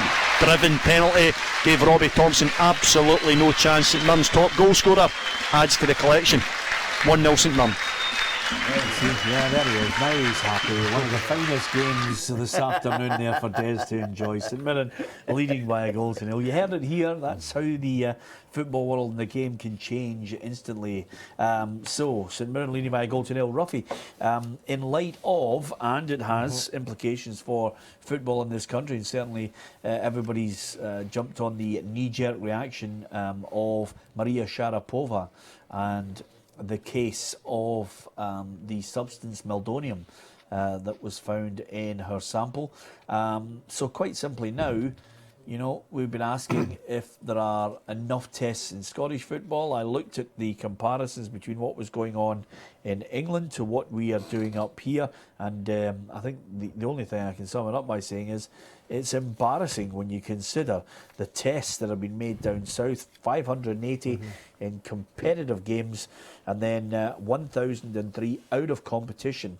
We have, 8 tests in the last 9 months, and out of competition, none in the last 3 years. And I would counter that, Ruffy, by suggesting to you that quite simply, maybe they decided the resources weren't there or not sufficient enough to carry out the rigorous tests. They didn't have the staff to do that. And over and above that, could they have been guilty of the situation where our game is on its knees and the last thing you need is even, more poor publicity? Yeah, I'm just throwing them out to you. Yeah, but I would probably hazard a guess that maybe the financial side's got a lot to do with it. You know, I don't know what is the ins and outs of putting somebody through a drug test, but I would like to think that we are very active in keeping on top of it. But you're right, you know, if that's all the tests that we've done, I don't understand that at all. I know the clubs are actively preaching to the players what to do, what not to do. So maybe that is the good thing. Maybe the powers that be think that the clubs are doing enough within the clubs. That remains to be seen. But yeah, I mean, and looking on the positive side of it, maybe we are cleaner than down south. You know, maybe there is more awareness of what's happening down south than up here. I don't believe that for a minute, Ruffy. You think there is actively players up here taking illegal substances? I think what I would say to you is that I don't believe that you can basically come out and state that we are far cleaner up here, because the proof is in the pudding. It's quite simply on testing, Macca. If players are going to their house, if players are in the knowledge that when they go to training, that somebody might pop up there and say, okay, we now need to test you for any substances that are on the ban list. They would think twice about it. I've got a question. Do you think players know that it's on the ban list? The clubs will know. I don't know if the players are getting... Well, as an individual, I can understand. I think Andy Murray will be aware. It must be now. Well, I think Andy Murray highlighted from an individual sport that players are so clued up on what is allowed and not allowed, and it's an individual's responsibility. It is still an individual's responsibility in a team sport, Ruffy, to make sure they know what's going into their body. Yeah, I think modern day, and I've already quoted in us in Argentina with Willie Johnson. Modern day technology is out there for every individual, sporting individual to adhere to, and if you try and get away with making up excuses, there are no excuses, because you have most of these big professional athletes have full-time doctors who prescribe whatever they prescribe to them, and if these doctors don't know exactly what a banned substance is, then they shouldn't be doing what they're doing. But I was only quoting from like Argentina time when we were there, and Des touched on it briefly there.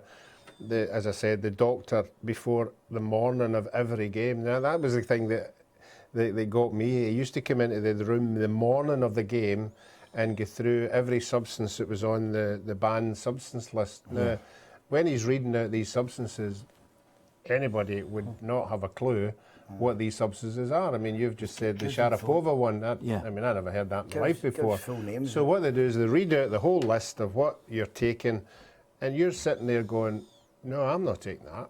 No, I'm not taking that. No, I'm not taking that. You know, because you don't know what these things are in certain substances. I mean, the perfect example, and I'm not putting Willie Johnson in it at all, the thing that he was taking was something that was prescribed down in England was for the hay fever. If you feel down in the sun, this gave you, whatever it gave you, a lift.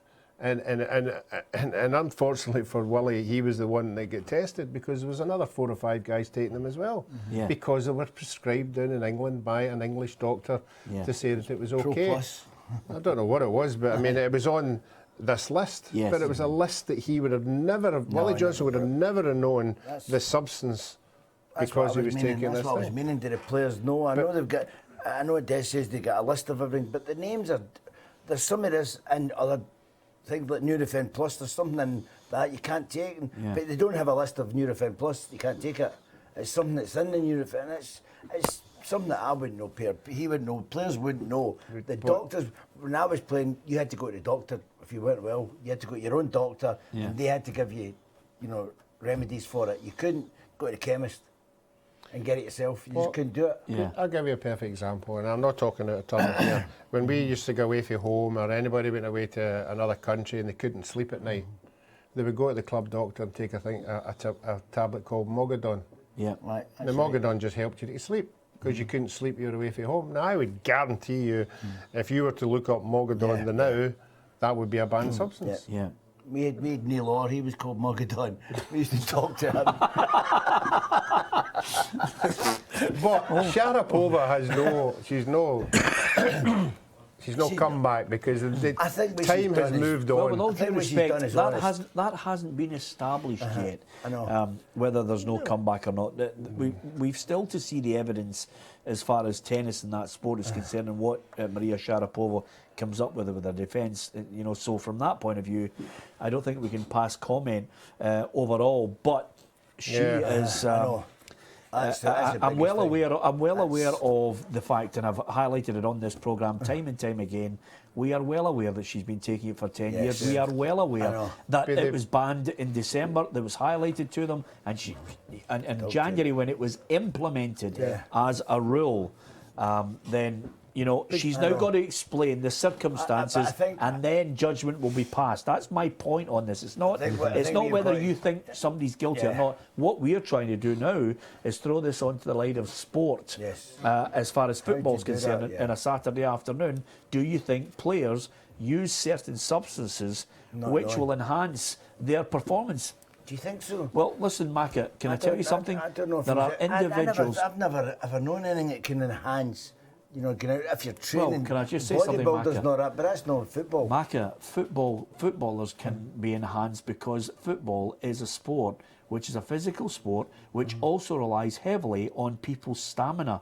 You know, you don't need to work out a situation where does it improve a person's skill? No, what it does do is certain drugs can improve a person's stamina, make them physically stronger, build up their muscles. There are so many fine lines that give athletes an edge, Ruffy. You just have to go into any gym anywhere and you see people taking protein shakes. You know, you see them putting mixes in and to build themselves up and whatever they're doing, whatever it does for the individual.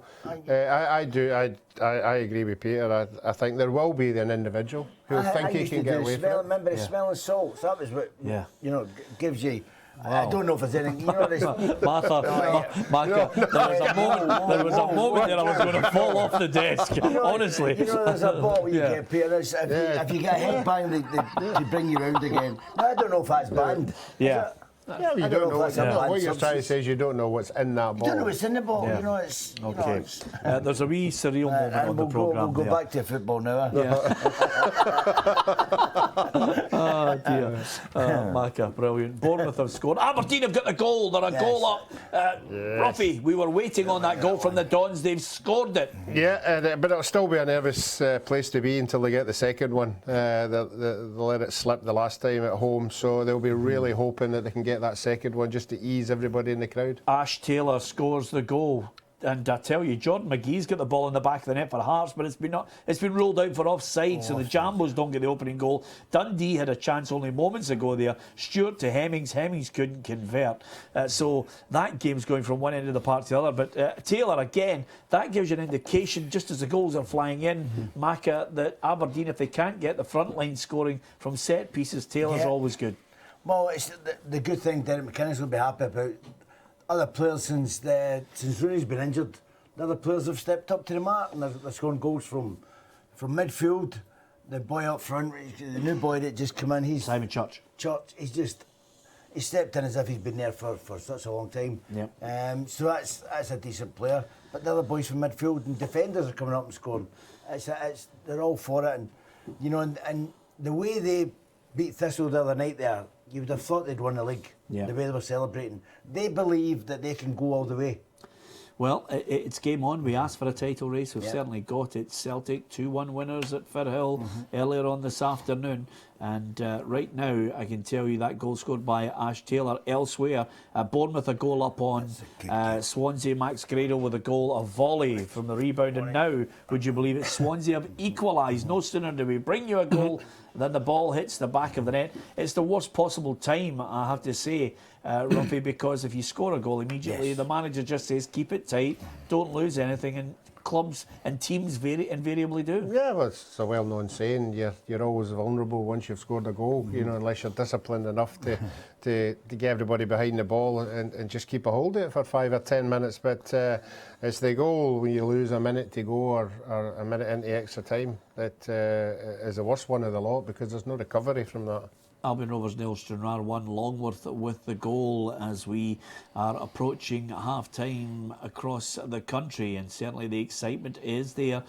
The Aberdeen fans believe Derek McInnes has stated this week, we can win the title. Do you think the Dons have got the bit between the teeth? Can they win the title? They almost certainly can, Ruffy. Will they win the title is the big question, but performances today and goals like that will certainly boost the confidence. Yes, but obviously to go back to Celtic, we're talking about Celtic. Celtic won today 2-1, but it was a canter. You know, they're never backs to the wall, they're never under pressure, and they're still creating chances. So they'll believe that they've got another level that can go up. Obviously, if Aberdeen won that one today, they've got an away game against Motherwell, which could be a tricky one, but they've always got a good record down there. But I think it'll be nip and tuck right until the end. Yep, absolutely. You can give us your thoughts on some of the topics we've been discussing this afternoon. Gordon Strachan's squad selection for Czech Republic and Denmark.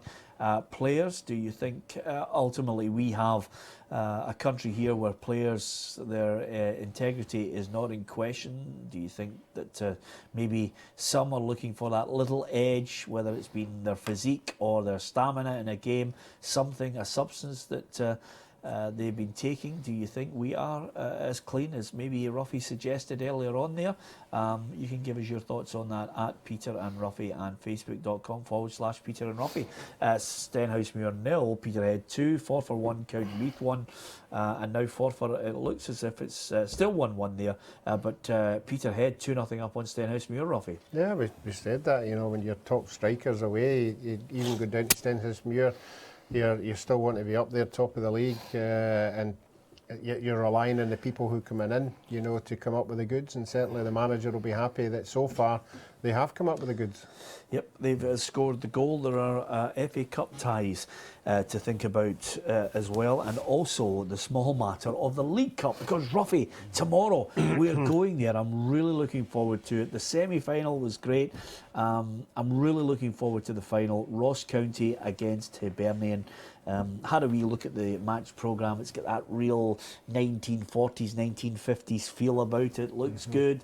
One of those little pieces of memorabilia for people to collect over the years and say, I was there when Ross County or Hibs won that League Cup, and you've got a chance to etch yourself into the history books. Yeah, and the good thing about it is we're going to have a bit of an atmosphere. I think the tickets have been bought up by a large contingent of the Hibs fans, which is fantastic. You don't expect Ross County to sell more than 6,000 or 7,000, to all credit to them as well. And it'll be a good atmosphere in the stadium. I don't think any of us can predict who's the favourite for this one. I think both of them will go into the game confident enough that they can win it. Both of them have got players in their team that can win games for you. But I think we're going to be in for an entertaining game. There's not going to be one team all over the other team. It's going to be an open game. There's not going to be anybody sitting in trying to hit in the break. And I think it'll be a really exciting game. Who do you fancy? Hibs. I fancy Hibs as well, for some reason. Okay, well, what a sitter that is for Hearts. Arnaud Djoum again there, Hearts with a chance, and he's 6 yards out. It's harder to miss, and somehow he just puts that ball. Here's a great word. I wonder who came up with it. He sclaffed it. That's a great word, isn't it? Great word, I love that. There's two words that sound very similar with that, Ruffy. He sclaffed it and gees a spliff of your orange. Classic Scottish phrases. But sclaffed is another one. He panicked in front of goal. You've got to stay calm. Did you remain? Was it something that you, from a young age, Mark? You talk about people panicking because they're not used to being in certain positions. Did you always seem to have a calmness about you, a slower heart rate? I think the biggest for me was when you didn't get a chance to think about it. Used to carry 5 bottles of smelling salts everywhere. But these... the eggs you can put in a sock. Yeah, absolutely. These were all legal smelling salts. If you're a striker, and you've got to keep your coolness about you. And, you know, when other people run about you, is diving all over the place. Well, absolutely. When others all around you are losing theirs, it's a classic inspirational quote. Shane Sutherland has proved to be very, very calm in front of goal. He scored Peterhead's second in that match. So Peterhead look as if they are in a good position. Aberdeen certainly look as if they're in a good position. They're a goal up, and we're getting ever closer to full time. And I'll tell you right now, Brecon City have scored against Airdrie, and Daniel Lennon, his first game in charge, their interim charge, Ruffy, and they're a goal behind. Yeah, I can't believe somebody's put that in our coupon, you know. Yeah, absolutely. Who's took Airdrie? You've taken Airdrie, haven't you, Ruffy? Yes. Yeah. Okay, so that's well done again. Well, you would think, you know, you come up against the bottom of the league and you're playing at home, you would think, you know, you've got a chance. But let's not get depressed just now. Why? There's a long time. There's a long time to get depressed. So there's always hope. Absolutely. I'm glad you've drawn a line in the sand about the point that we possibly could have been depressed. St Mirren have scored in their game, so at least one part of the treble is alive. And Aberdeen as well. It's only Ruffy that's letting us down. If there's any consolation, I was going to pick Peterhead. We went together. Yeah, we went. Maka, there you are. It's a classic one. Yeah. I have to tell you, Jackson scoring that goal there for Brecon. So we're keeping you right up to date, and we are getting closer to half time. Give us your thoughts on some of the topics we've been discussing on the programme at Peter and Ruffy on Twitter, facebook.com/Peter and Ruffy. Let's go to New St Mirren Park and hear from Des McKeown. Half time in Paisley, and it's St Mirren 1, Queen of the South 0. A very, very poor game, not a huge amount of chances, but the only goal of the game came in the half-hour mark. Lon Shanklin robbed Chris Higgins, the big Queen of the South defender, but 30 yards out, drove in and goal. Higgins get back to try and get a challenge in, but brought him down with inside the box. Alan Muir had no hesitation to point to the spot. Stevie Mallon, with 6 league goals this season, 9 goals in total, took responsibility and absolutely smashed the ball past Robbie Thompson, the Queen of the South goal, so that made it 1-0 to the home side. That has been the clearest chance of the game, the only chance of the game that we'll get anything to worth really talk about. Queen of the South had the best of the pressure in the early stages. Lewis Kidd going close with a lob just wide of the post, and Kyle Jacobs a cross-come shot off the top of the bar. Apart from that, there have been no goal-mouth action at all. Pretty dreary game here at Paisley. St Mirren have certainly taken a lift from the goal. Lorne Shanklin, a real handful up front with David Clarkson, but as yet it's still St Mirren 1, Queen of the South 0. Okay, thanks very much to Des there. Still waiting on a goal at Dens Park as well, but Aberdeen in the race for the title in the Premiership are indeed a goal in front through Ash Taylor. So Aberdeen leading Kilmarnock by a 1-0. Killie certainly with their own battle at the other end of the table.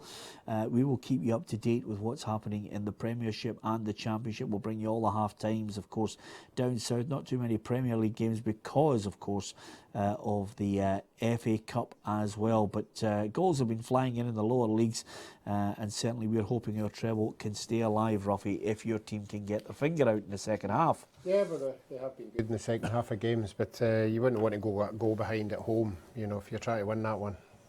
Yep, okay. And I think the best way to leave you at the end of this section of the programme is with that quote that Maka mentioned there from Rudyard Kipling.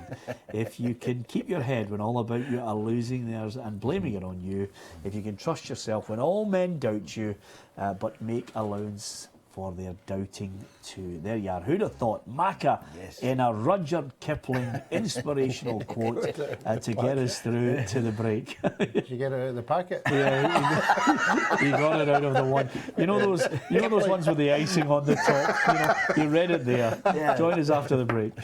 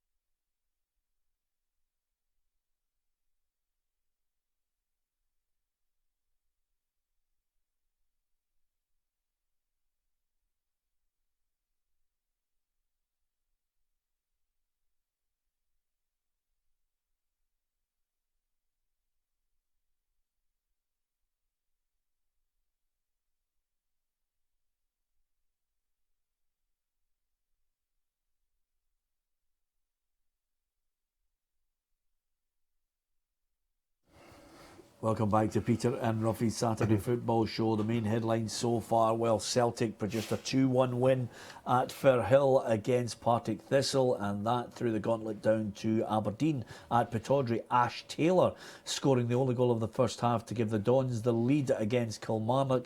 Inverness, Cally Thistle and Hamilton Accies, well, you just can't split them 0-0. What about Dens Park, Dundee against Hearts? Let's go up there to find out the story of the first half. And the man with the details, Derek Clark.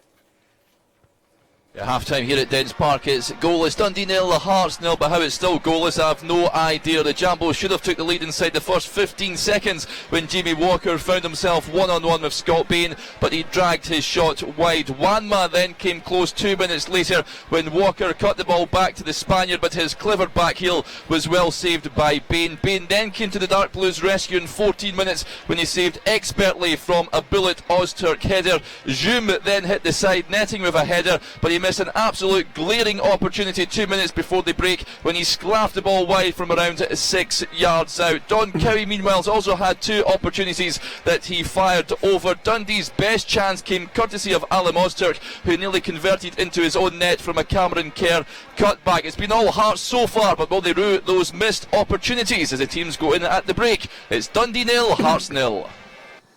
So there you have it in the Premiership. Derek Clark bringing us the details. So that's how it looks in the Premiership. What about right across all the divisions now, the half times for you to look forward to if you're checking your coupon? And as you can see there, Rangers 3-1 winners against Morton last night. Kenny Miller with a double, and then Lee Wallace as well. And elsewhere, just 1 goal, Stevie Mallon from the penalty spot. Des McKeown is there for us at New St Mirren Park. And tonight, Dumbarton against Falkirk is a 5:15 kickoff. What about elsewhere in the lower leagues? Certainly we were looking for a goal from that Ayr United Dunfermline game. It's certainly one that suggests that the 2 top teams in that division were going head to head and there was going to be goals. Hasn't quite materialised. Airdrieonians 0, Brecon City 1, Albion Rovers 0, Stranraer 1. No goals between Ayr and Dunfermline. Forfar Athletic 1, Cowdenbeath 1, and that other match we were telling you about, Stenhousemuir 0, Peterhead 2. Into League 2, some interesting scorelines there. Dick Campbell happy with the opening goal. Arbroath 1-0 up on East Stirlingshire. It's Berwick Rangers 1, Stirling Albion 0. Clyde 1, Elgin City 0. Barry Ferguson against Jim Weir. And East Fife 2, Arran 0, and Montrose 0, Queen's Park 1. What about the Barclays Premier League? Only 3 games there. One of the key games, Norwich 0, Manchester City 0. Great point there for Alec Neil. And in the other matches, it's Bournemouth 1, Swansea 1, and Stoke City 0, Southampton 2. And that's really been all about Graziano Pella, who scored both goals in that match. So there you have it. And that's the half-time scores across the country. We'll be going back to New St Mirren Park in Paisley. We'll also head up to Dens Park just ahead of the kick-off at the start of the second half. And there's so much more to talk about. You can interact with us. We'll be reading out some of your tweets and your Facebook messages. It's Frank McAvenny and Alan Ruff alongside me, Peter Martin, here on STV Edinburgh and STV Glasgow on the Saturday Football Show.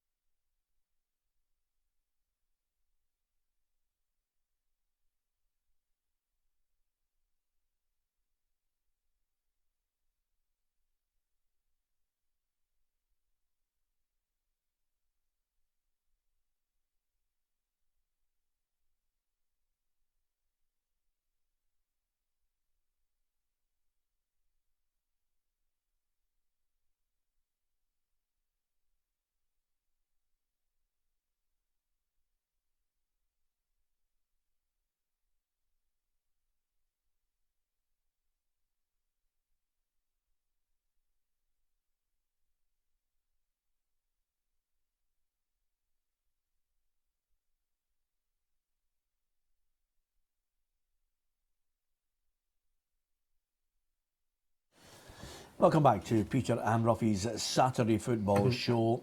Football across the country. We're covering everything in Great Britain, but with the emphasis on Scottish football and Junior Cup quarter-finals as well. Ruffy, 3 interesting scorelines. Kilwinning 1, Camelin 1, Hurlford 2, Auchinleck Talbot 0. And Pollock 0, Kilbirnie Ladeside 0. That's the latest we have from those matches kicked off at half-2. Yeah, obviously the Hurlford Auchinleck one. I thought that would be a wee bit tighter, but certainly Hurlford with a home advantage to go 2-0 up there is very, very impressive. They were the finalists last year, so it'll be interesting to see what happens in the second half in that one. Yep, all to play for in the quarter-finals. OK, let's go to New St Mirren Park. Des McKeown is there. I think we're just underway at the start of the second half. Do you think Des St Mirren will be in that position where they can build on the advantage, or do you see signs from Queen of the South they can get back into it? Sorry, Peter, just a wee technical problem there. I forgot to stick on my microphone. We've not actually kicked off. We've not actually kicked off yet, but I would have to say that the general consensus, when I popped in there to grab a cup of coffee, is how poor the game has been. There's been very little cohesion on either side. I think Alec Ray and David Farrell, have been tinkering with the side during the course of the first half because they just couldn't see anything happening for them until the penalty. And Queen of the South haven't really offered much either. So Queen of the South, it's an enforced change. Ian Russell, a guy who scores goals, is coming on for Lewis Kidd, who took a heavy knock late on in the first half. So it's a kind of formation change for Queen of the South as well. But I said at the start, I didn't think there would be too many goals in the game, and I think given the quality or lack of in the first half, we might have seen the only goal of the game. Hopefully not. Hopefully we'll bring you more goals in the second half. We're just about to kick off. OK, so that's in the Championship, and tomorrow at Hampden Park, I think something like 30,000 Hibs fans will be making the journey through to Hampden to try and celebrate. But Ross County are standing in their way. I wonder if you two guys think Hibs are going to win it, but is that doing a disservice to a Premiership side that are having a really good season in Ross County? I don't know. I've just got the way I'm feeling. I mean, the Ross County's doing magnificent, but I just think there's a lot of big players playing the Hibs team, that match winners. I think they've got a lot more match winners in the Hibs team, and they've got that momentum of, they're challenging. They're going to hopefully get the playoff. They'll get this cup final. They've been looking forward to it, and it's now here. And I think Stokes and. I would like to see McGeoch playing, because I like McGeoch as a player. He's out. Is he out for the moment, is he? Yeah, well, I didn't know if he was going to make it, but, Henderson stepped up to the mark. They reckon they're shouting about him to get a call-up, and when everyone else around the Bitlam was getting call-ups. And, and that's the whole point of putting people out on loan. Henderson's put him out, and he's doing magnificent. Celtic's put him out. Well, there's a tweet from Andrew Hardy that's come in, and it's regarding that point that you just made there. Do you think Liam Henderson has a future at Celtic, and can he make the Scotland squad in the future? Do I think he's got a future at Celtic? Well, there's about 17 midfield players at Celtic at the moment, so I don't think Ronnie knows who his best is.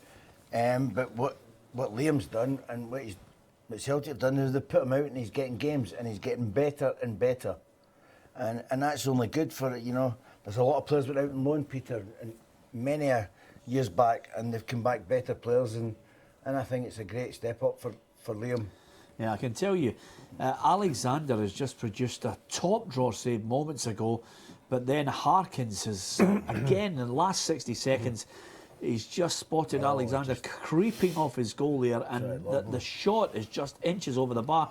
Dundee in the last couple of minutes, I'm just looking here, Dundee in the last couple of minutes are just pressing. What a chance, Ruffy, for Dundee. Yeah, well, they've got players in there. They've got McGowan, they've got Hemmings there. They've got people who know the route to goal. But seemingly, Hearts have all the chances in the first half. You don't take your chances. You go in for a team talk and you come out. Obviously, Paul Hartley's got the fired up, and they've had a couple of chances after that So this game could go either way. Absolutely, and if you know the way to goals, it's scary. Ooh, you're roughy. Every week, there's always one from you. But a couple of chances. McGowan on the end of them, but he hasn't quite managed to get it. Montrose won Queen's Park one. That's a blow for Gus. We're keeping you up to date.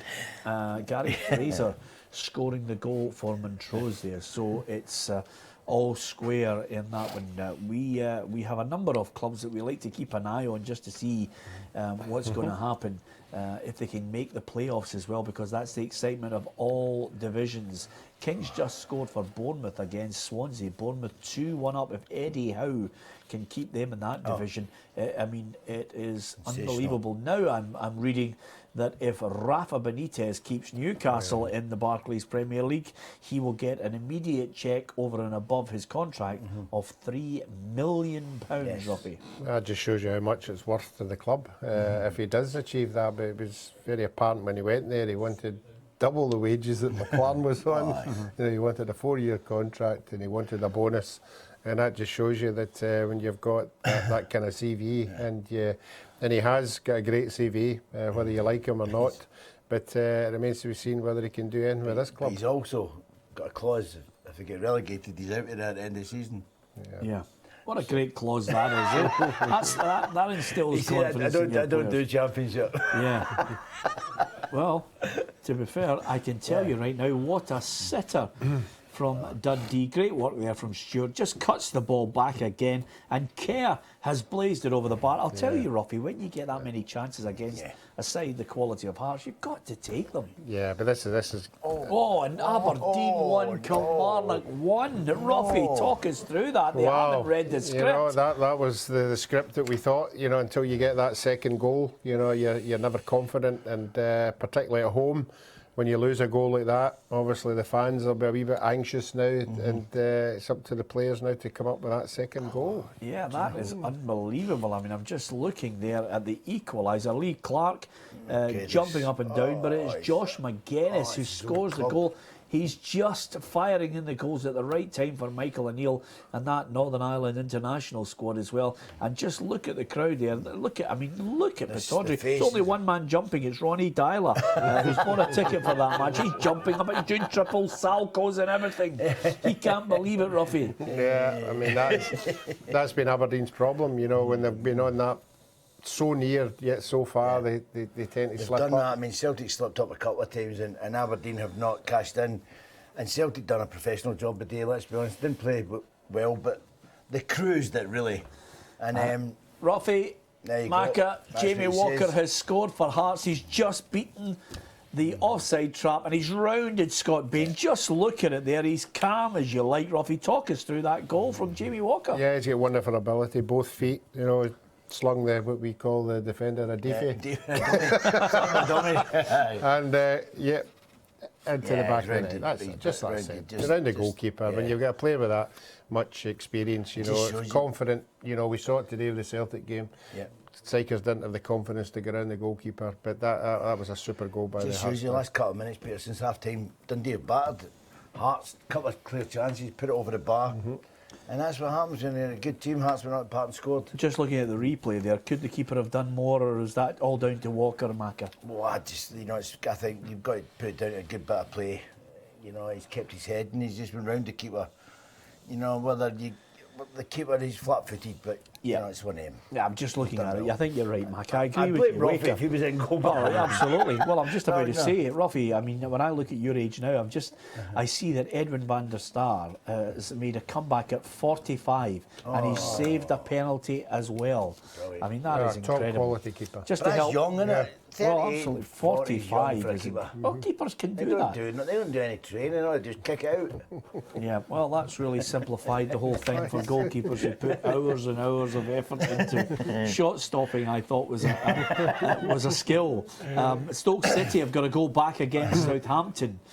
So Stoke City 1, Southampton 2 at the moment in the Barclays Premier League. Let's go to St Mirren against Queen of the South. Des, has something happened there?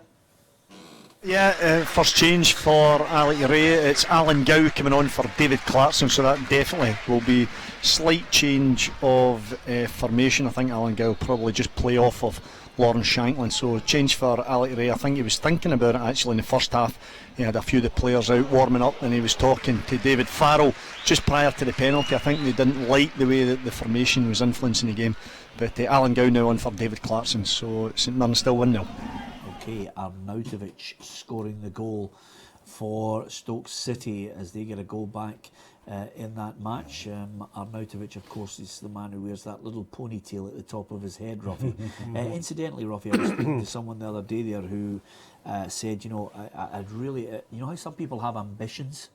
You know, just silly ones, not major ones, just silly little ambitions. And, one of the girls who's a hairdresser mentioned to us that she'd love to cut your hair, which is incredible how people look at the mullet and think they'd love a little shot of changing your style, but you are sticking with it like Jerry Francis did at Queen's Park Rangers, like Chris Waddle. It's just it's a winning formula for you. Yeah, it's a hairstyle you can't really mess up, really, unless you're a bad hairdresser. Really. Donald Trump, you can mess up his.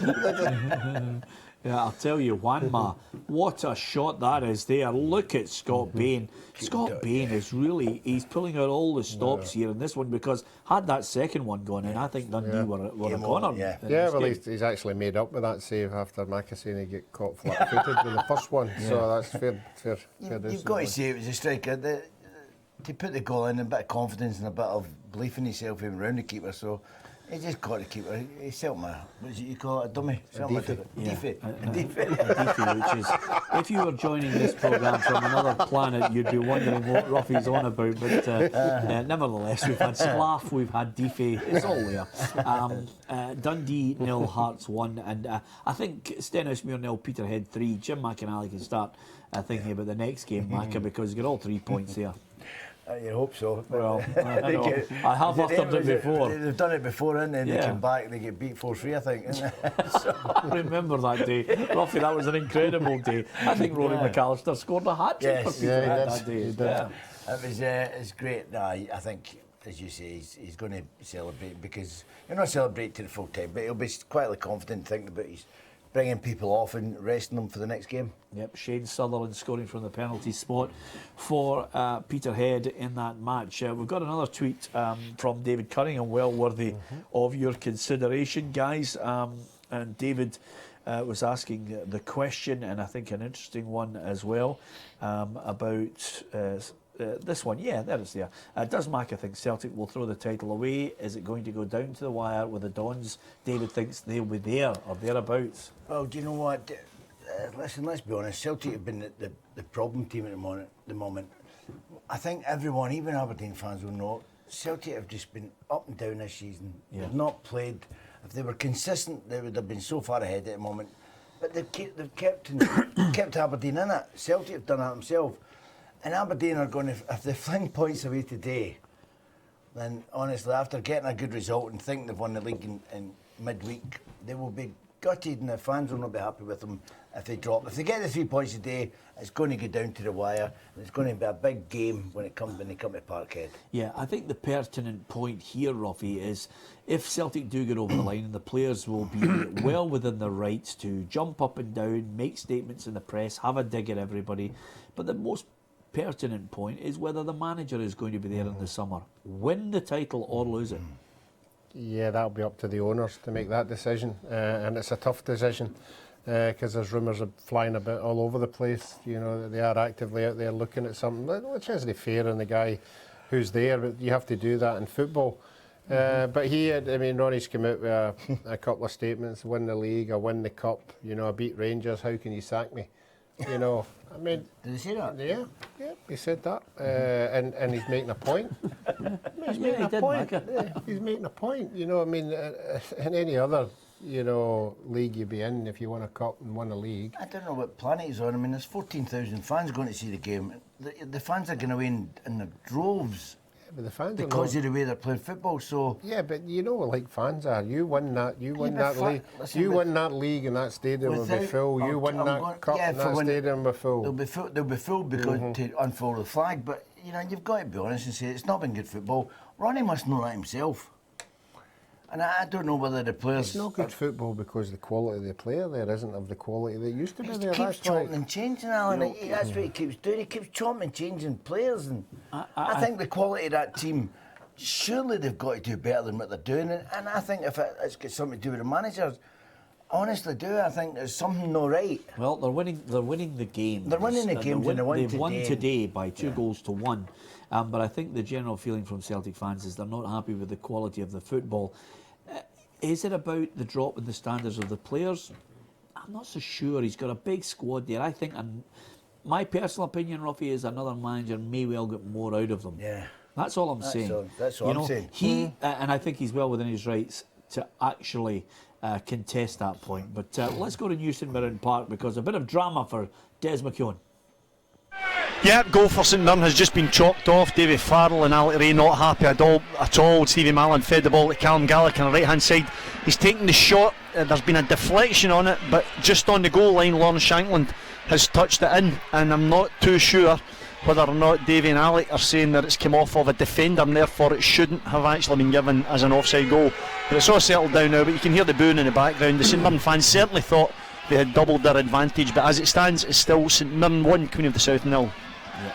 New St Mirren Park is such an unusual place where you can hear Alec Ray booing in the background there, Rocky. It was unusual. I can tell you, Hamilton have scored. They're 1-0 up. What a huge goal that could be, Macca.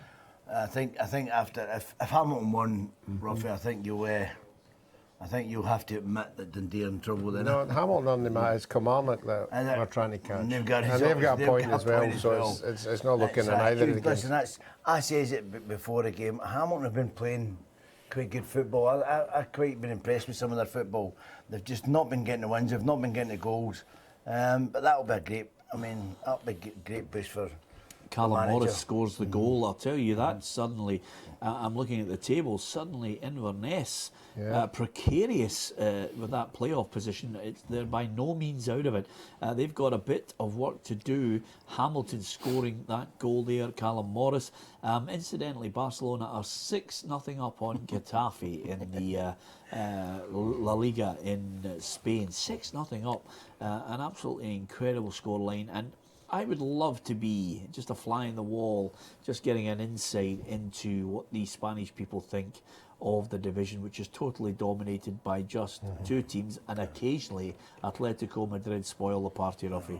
Yeah, it'd be interesting to see if the Barcelona fans get bored at home, going along and winning 5 and 6-0 every week, or nearly every week. Get bored? Yeah, I had that. Honestly, there was a fan when Celtic were flying. Well, can I ask you something, Macca? Were you bored when Celtic were hammering Aberdeen by 9 goals to 1 and 6-0 here and 5-0 there? Yeah, okay, we're not just the results. We're talking about the quality of play in this Barcelona team. This is what football's all about. If you don't want to go and watch a team like Barcelona in this day and age, then you shouldn't be watching football. Yeah, but you also want a challenge. You want to go along. You don't want to wake. But that's down to other people. I know, but that's not down to Barcelona. You don't want to wake up in the morning and go, all right, I'm going along to see another 5 or 6-0 win. You want to go along and see a team. I was talking to Graham Hunter. You know Graham Hunter, the boy that does. Macca, there's a goal for one of your old sides. Let's go to New St Mirren Park. Des McKeown. And it's not for one of Macca's old sides, it's against one of Macca's old side. It's an absolutely brilliant header. Queen of the South have just scored, they've just equalised. Ball in from Kyle Jacobs on the right hand side of the pitch. He's floated it right to the back post, and I think it's Gary Oliver, a little striker, has just peeled off the back post and headed it down into the ground below Jamie Langfield into the back of the net. We've got a game in our hands. It's St Mirren 1, Queen of the South 1. Okay. Remember, Macca, we keep the mics on and Des is doing his report. Any chance you could let him finish his professionalism? Roughly, can you believe McAvenny? He's just alone to himself. Honestly, it's incredible. Well, what do you think of it? It's an equaliser. It's an equaliser. Oh no, it's a blow. I mean, for them to score, think we're going 2 up. and then them getting up the park and scoring. That's what I mean. Alec Ray he'll not be happy with the officials. Des mentioned something there which I wonder, did you consider yourself a maverick? There's a title, a maverick, that's thrown about in football. Sometimes it suggests, well, I'll tell you, there's been drama. This time there could be a goal for a team that Macca used to play for. Let's go back to New St Mirren Park. Macca the Maverick should be smiling. It's 2-1 to St Mirren. Straight up the park, ball drilled across the face of the goals, and I think it's Callum Tappin. It's come off him and it's an own goal. So from the jubilation of getting back into the game, one apiece, it's now 2-1 to St Mirren. And Alec Ray's a bit happier than previous Macca before I finish my report. Thanks for calling. There you are, Macca. That's how he does it. See, he's quickening up now just in case you butt in. But hey, good goal. I told you, it's the boredom. I get bored easily. Yeah, so you won't get bored with Des. I'll tell you that. Bournemouth 2, Swansea 2. And it's Airneld and Fairland 1. And Faye's got the goal there, and Ruffy, suddenly Alan Johnson's thinking, well, you haven't been able to give me the message. Yep, well, it was 1-0 the last time they played down there, and it was the result that took them away from Ayr United. So that is a good first goal to get down there, but I'm sure Ian McCall will be hoping that his side can just get at least an equaliser to keep them in that playoff place. So the goals flying in across the country, Des getting excited there, and up at Dens Park, Hearts still have the edge in that match if there's any development there. Aberdeen 1, Kilmarnock 1, Josh McGuinness with the equaliser. I can see the headlines on the back pages tomorrow if it should end like that. Suddenly there's a tension. I can see it right now among so many of the Aberdeen fans. Some of them are actually not opening their sweeties and their Werther's Originals. They're keeping them in the wrappers. They're so nervous, Ruffy. Can Aberdeen get that goal? Well, it'll be the sign of a challenge. This is a big test for them now to come out and top in this one. There'll be a lot of pressure, you're right, and the fans and the players. So I think they'll be hanging on right until the last minute on this one. Yep, and don't forget there are other sweeties that you can take to matches as well. Always like to cover myself. Alloa 1, Wraith Rovers 0. Hetherington scored. And I have to say, that is a big goal, Ruffy. Alloa, can't buy a win. For Wraith Rovers... Yeah, yes, Rovers, we thought they were going to command that fourth place, but certainly results like that, where other teams behind, particularly St Mirren, we'll see if there is a chink in their armour, they'll be in there, trying to catch them. But Alloa have on the occasion. We saw Rangers going there and struggling a wee bit. So he's got players in there who can rise to the occasion, and certainly that looks as if it's the case today. That's a wee shocker, Macca. Of course it is. I mean, they'd have thought, as Ruffy says, Wraith they thought was just going to accept fourth place and take it from there, but to get down and Alloa, they've not done anything all season, have they? To get down there, and it would be the last thing that Wraith Rovers wanted. So there's still 20 minutes to go, but they'll have to get the finger out if they want to pull this one out. Yeah, that's a real surprise, Ruffy. Sitting fourth in the table, and it's so tight there between themselves. I think Wraith will feel as if they've got enough of a distance between themselves and Queen of the South, and especially with what's going on there today with St Mirren. Yeah, but it still gives everybody else underneath hope that if they can get 3 points, it can close the gap. A defeat like that sometimes can set you on the back burner and you could go on a bad run, so that's what they'll be hoping. There's another bad Brecon 2-0 up against Airdrie. Well, that's another twist. That so is a I twist would as well. think this could be the time. We're not going to wait in the Aberdeen one. Just let's. Well, we're now in a situation where only one person has his finger on the pulse. I'm Peter Martin, and the other two have blown it. This treble is gone again. Aberdeen and Airdrieonians letting us down at the moment. But listen, Stenhousemuir 0, Peterhead 4, coasting there. Yeah, you mentioned there. I mean, Wraith have defeated St Mirren and Queen of the South. To be a goal down against Alloa is certainly not something I think Ray McKinnon will be happy about. And Spence has got Brechin's second goal against Airdrieonians. So the goals flying in across the country. We're keeping you up to date with that. We're also reading out some of your tweets at Peter and Ruffy on Twitter. Give us your thoughts on the goals today. Maybe something that's annoyed you about a player that Gordon Strachan should have had in his Scotland squad that you think is more than worthy of a place to prove the point. And also, I can tell you that Perry Kitchen is coming on, and I know what you're thinking. Is he going to go for they're throwing the kitchen sink at him? But no, I'm not. Kitchen's coming on, and he's going to make his debut for Hearts. And I mentioned it because, quite simply, Hearts, we've talked about whether they'll have a major say in who wins the title, but of course it's been such a good season for Robbie Nielsen. You know, when you consider third place for a team coming up from the Championship. I definitely think, Peter, that if Aberdeen were to drop points here today, you know, and they were to win there,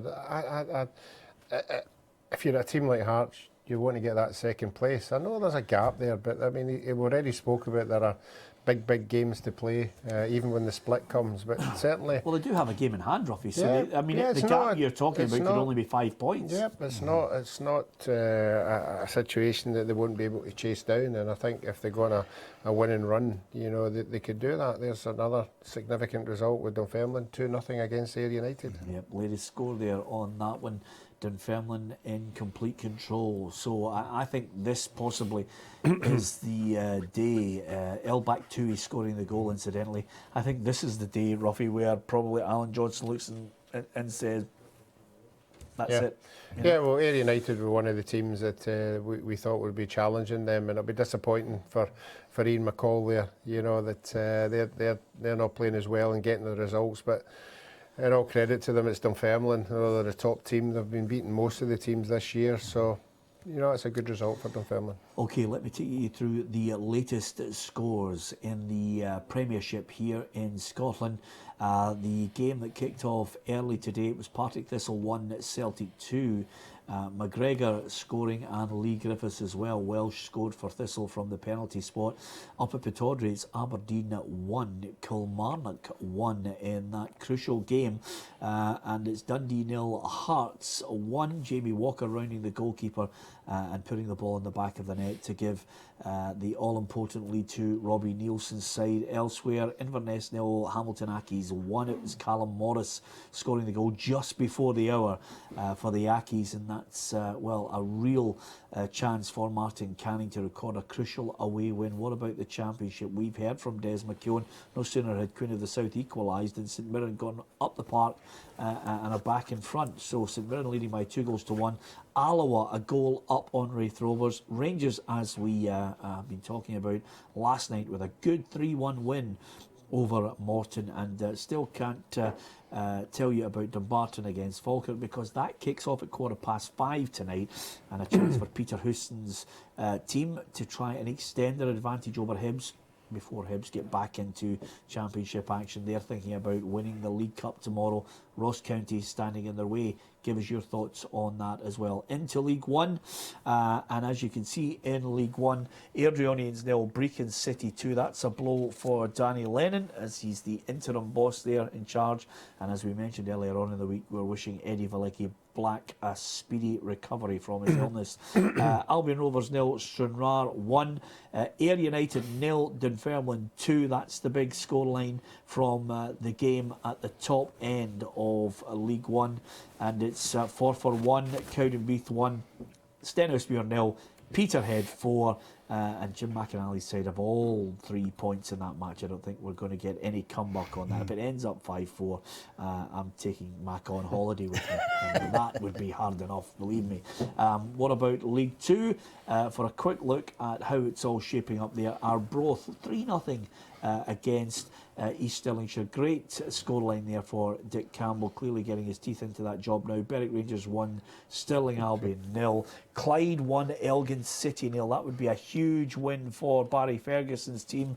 East Fife 4, Annan 1, and you can't separate them in the game. Montrose 1, Queen's Park 1. In the Barclays Premier League, Let's have a look at those 3 games. Well, Norwich against Man City is a full-time score from the early kick-off, 0-0. Great point for Alec Neil's team. But Bournemouth 2, Swansea 2, and then Stoke City. They got a goal back through Arnautovic. Stoke City 1, Southampton 2. Graziano Pella with both goals for Ronald Koeman's side. That is you up to date. Any of those latest scores caught your eye, Ruffy?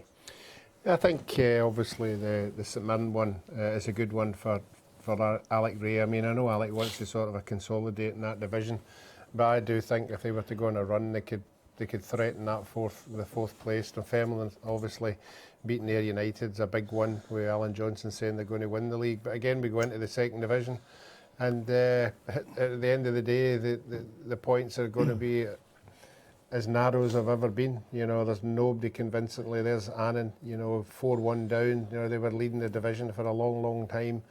Then they're beginning to falter. Elgin City were up there. They're getting beaten by Clyde. So that division, more than anything else, is a difficult one to shout.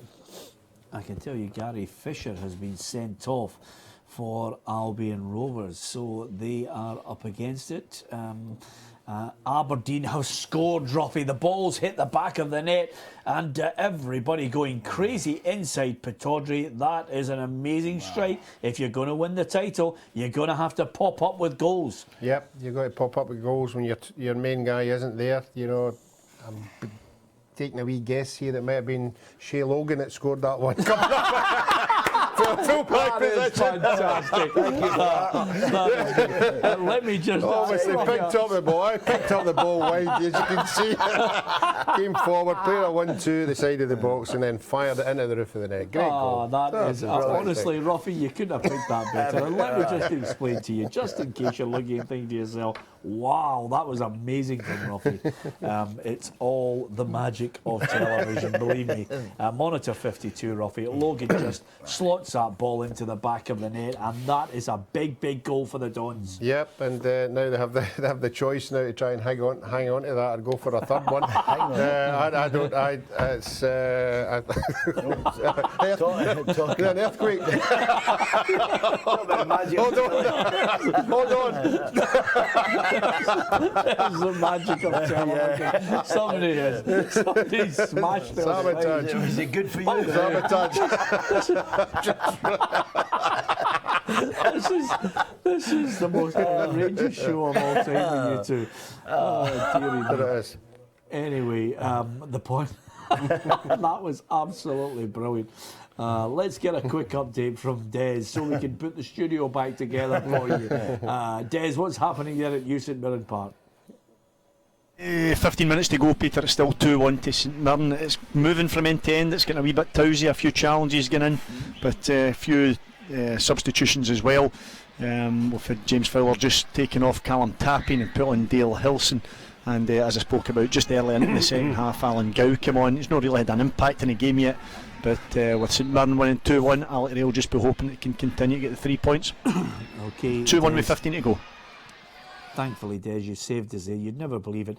As we can show you right now, the sign's back. Oh, there you are. Look at that. The sign looks magnificent, Ruffy. Honestly, just sticky back plastic and a couple of bits of sellotape, and suddenly, just like many a programme, Macca, the studio looks magnificent again. It looks great. Just as Aberdeen score, the studio falls apart. Yes.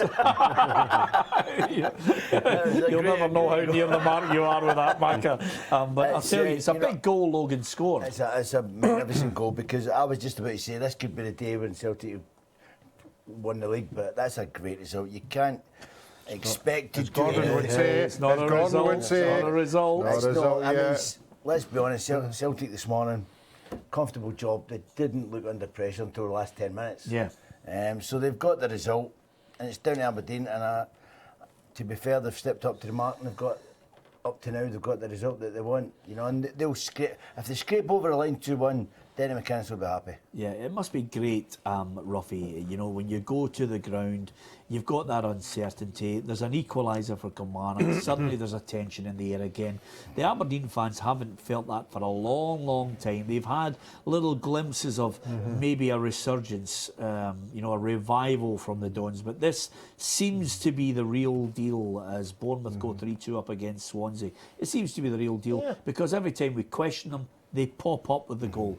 Yeah, and having never, to be honest, and having never been a supporter going to support a team week in, week out, you know, I've never experienced the highs and lows that go along as a supporter. No, not going every week. Yeah, I did. But certainly, you know, these Aberdeen supporters have had success in the past, massive success in the past, and I'm sure a lot of them are still hanging on to these kind of days coming back. But certainly they'll take anything that comes their way. They've had the cup.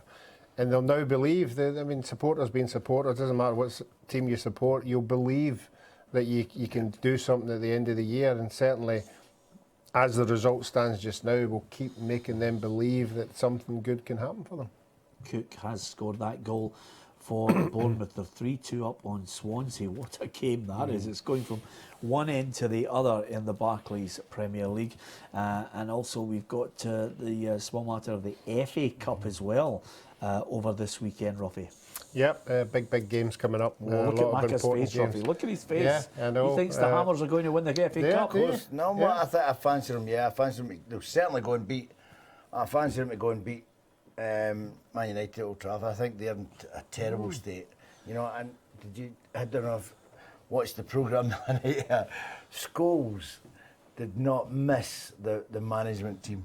Oh, it was, and the team in general. But everything he says, Peter, was right. Yeah. There's no fight. There's nothing in that team. There's nothing to suggest that they're going to come out of this. And West Ham are playing well, so I just don't see why they won't go there confident and win the game. Well, certainly tonight, Everton against Chelsea is a tasty one, but Arsenal, Watford, Manchester United against West Ham United. It's, I mean, the Hammers have had the great memories down through the years. I mean, as a boy, I can remember Trevor Brooking scoring that goal to win the FA Cup for them, and of course, I can remember. I don't know if you would remember. I can remember actually West Ham in the 1975 FA Cup final.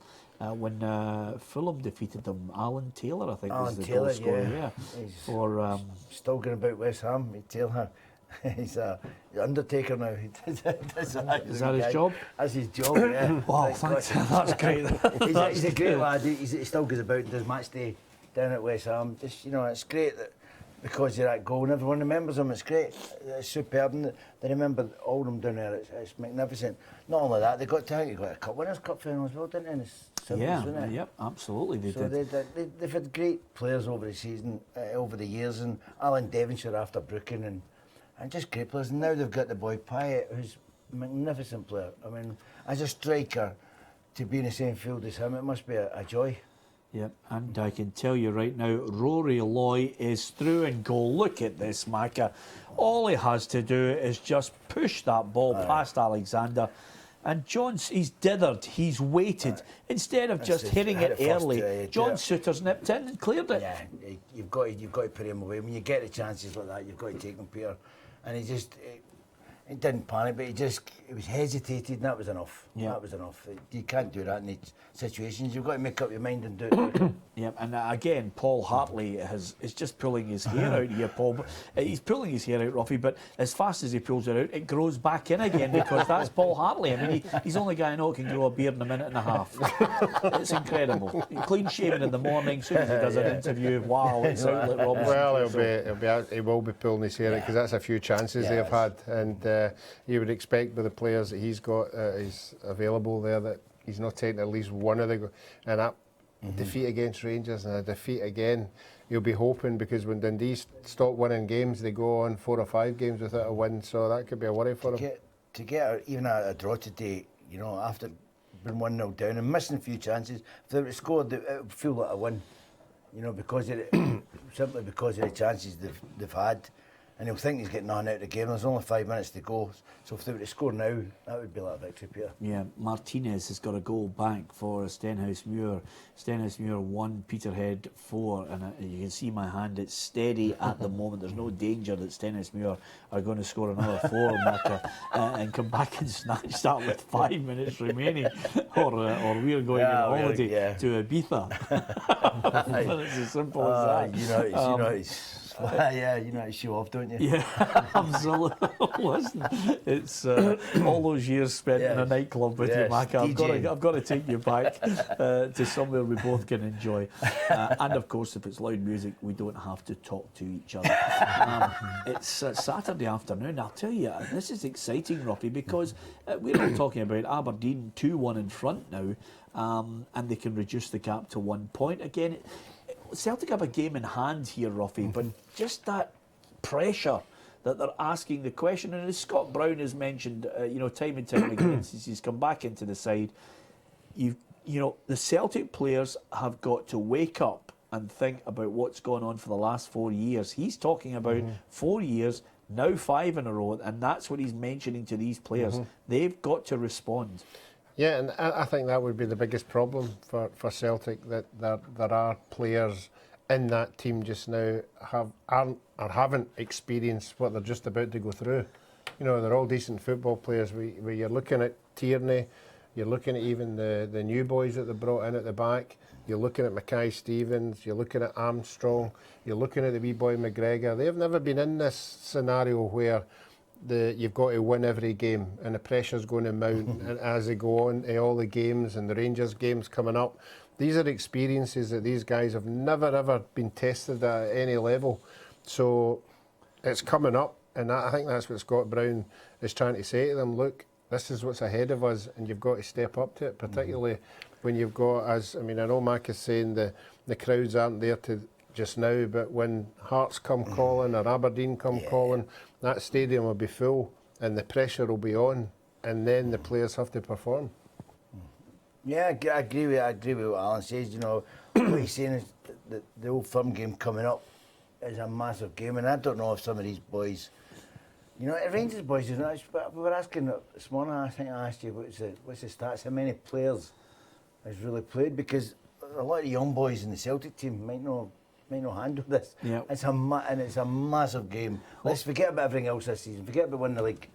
This is the supporters just will crucify you if you don't win this game. If it's Well, you know what it's like, Mac. Some players will tell you they just don't go out after the game if they lose an Old Firm game. And I think the stat, and it was just fortunate that last night I was looking and preparing notes for it, and I thought to myself, let's look back at the League Cup semi-final sides, and Rangers only have 2 players remaining from the side that lost to Celtic by 2-0 in the League Cup semi-final, Lee Wallace and Kenny Miller. The rest of the team has changed dramatically under Mark Warburton. Celtic have 7 that are playing, starting. Izagiri would make it 8 that remain from that side that won. And to have 7, there's not too many.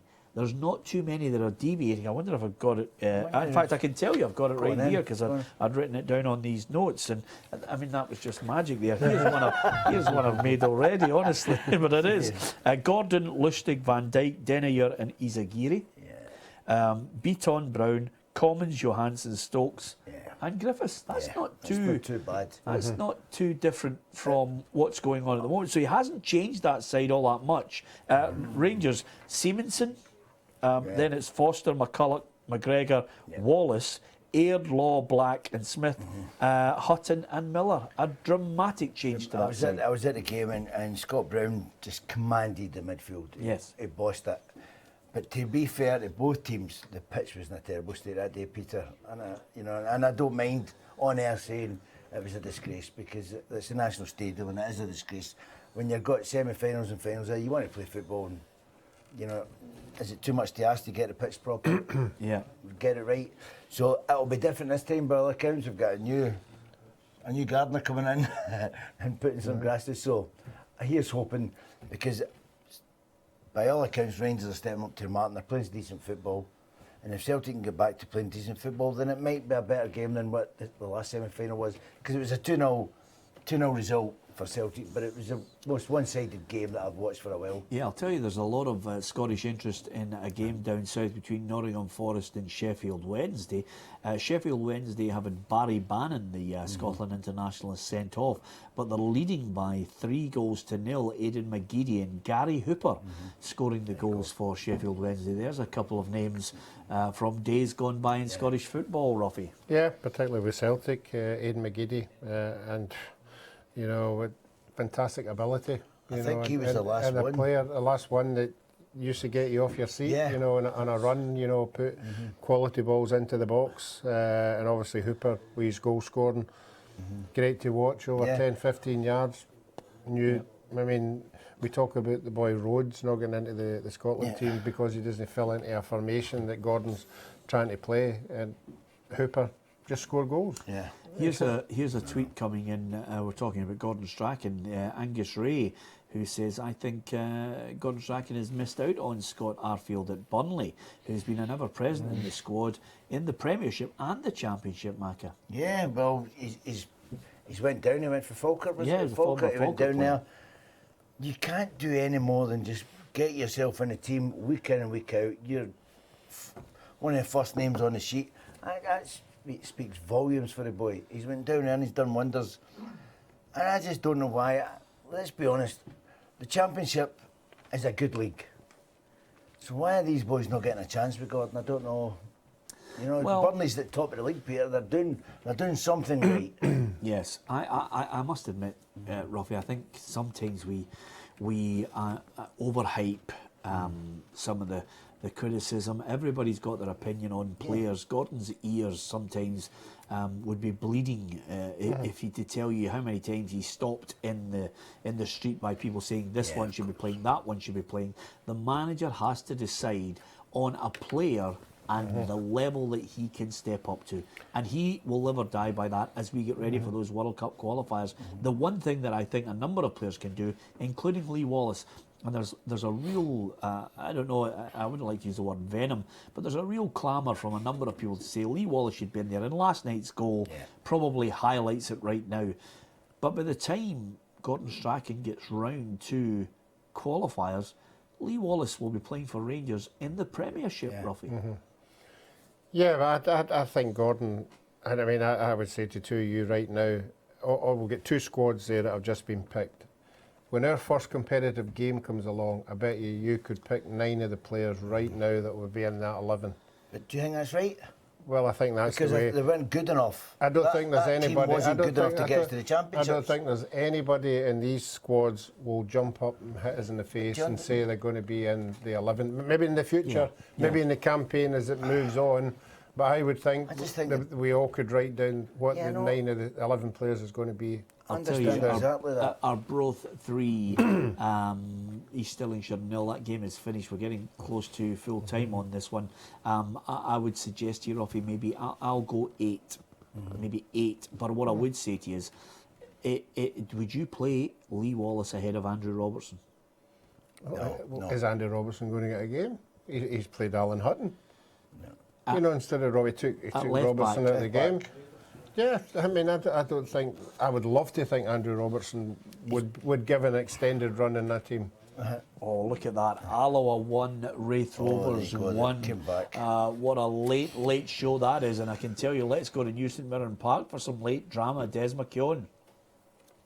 Yeah, brilliant save from Robbie Thompson, Queen of the South's goalkeeper. Ball played across the face of the 18-yard line. Lawrence Shanklin, brilliant little reverse. Alan Gow, first time volley, flying into the top corner. Robbie Thompson managed to get his hand to it, stopped the ball, and as it came back down, he managed to get his composure and collect it before MD could get in on top of it. Still 2-1 into the final seconds. And it's Stenhousemuir 1, Peterhead 4. So no comeback. The holiday's off, man. The holiday's off. Who would you play at left back, Peter? I was going back to that Scotland team. I would play. Is it Whittaker there as well? I would play Andrew Robertson. I think Robertson's better than. I would play Andy Robertson. Best we've got. And I think he might. I think he might even look towards Mulgrew moving back to centre half, depending on Hanley and Greer's availability. That's the one area, Ruffy, where I think we have a real problem. We don't have what I would call top draw centre halves anymore. No.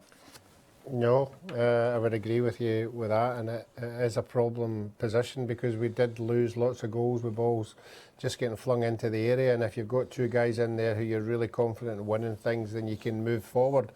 Our biggest strength is midfield, I think, and an abundance of midfielders in there who to fit the pattern that we have. But I would like to see us playing with some kind of an out-and-out winger. I mean, I know what's the wee boy now, Kenny Etche, Anya. I would like to see him playing in a more forward position. I can tell you, it's incredible that Wraith have scored right at the death, and that game is finished now. Alloa 1, Wraith 1. Ayr United 0, Dunfermline 2. Alan Johnson has the bragging rights. That's it, finished. Yeah, because I mean, we know Ian McCall done wonders when he's done. He's still done. It's still going to be a good season for him. But he would have liked to have, shut up, Alan. He would have liked to have stamped his card there, and maybe even if got a draw, he'd have been happy this weekend. But Dunfermline's went down. They've proved why they're the best team in the league. Yep, and I think they're in a good position there. I don't think anybody's going to catch them now, Ruffy.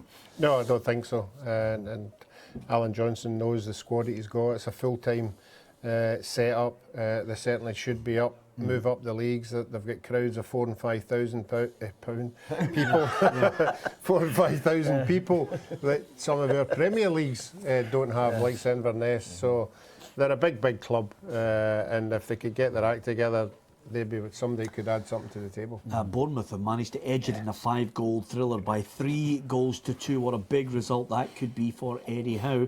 Dunfermline out in front in League One, and only Peterhead now in second place on their own, with Ayr United dropping back to third. And I think Airdrieonians will feel that was a real chance squandered to put a little bit of daylight between themselves and Albion Rovers, but it looks as if they could be on the end of it. But look at that, Ruffy. I think we can go to Dens Park full time there between Dundee and Hearts. Derek Clark.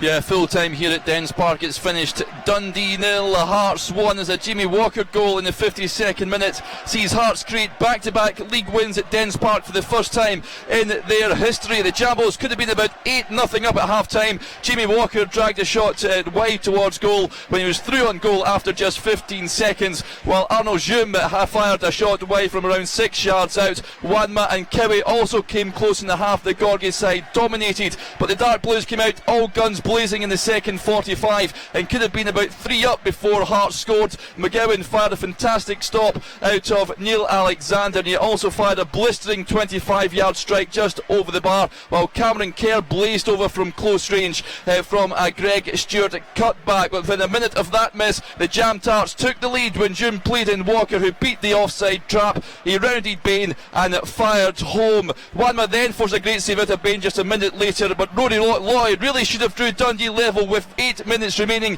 when he found himself one-on-one with Alexander, but he fired straight at the Hearts keeper, Robbie Nielsen. It was a close encounter here, but Hearts probably just shitted it on chances created. It's finished here, Dundee 0, Hearts 1. Yeah, by all accounts that match could have finished 8-3, Mac, the way it sounded exciting. Chances squandered. I've told him a million times about exaggerating. Well, I'll tell you, constantly in the background, Mac, we could just see on the monitors just chance after chance missed. Well, it's the start of the second half. Dundee missed a few chances, one on one with the keeper, and they should have done better. And they'll be because Hearts have got the 1-0 advantage. That's a great result for Hearts, and it's a wee kick in the teeth for the boy that rented the plane last week, for Robin Nielsen. It's magnificent. He just took it in his stride, didn't he? Yeah, he's took it in his stride, and he's got a great result there. I'll tell you, coming up after the break, we will be discussing events at Pittodrie. The Dons in this race for the title, 2-1 up on Kilmarnock, and just waiting on that confirmation. But what a win for Hamilton Accies, 1-0 up at the Tulloch Stadium against Inverness. There are so many things to discuss with the results today. It changes things top and bottom of the table.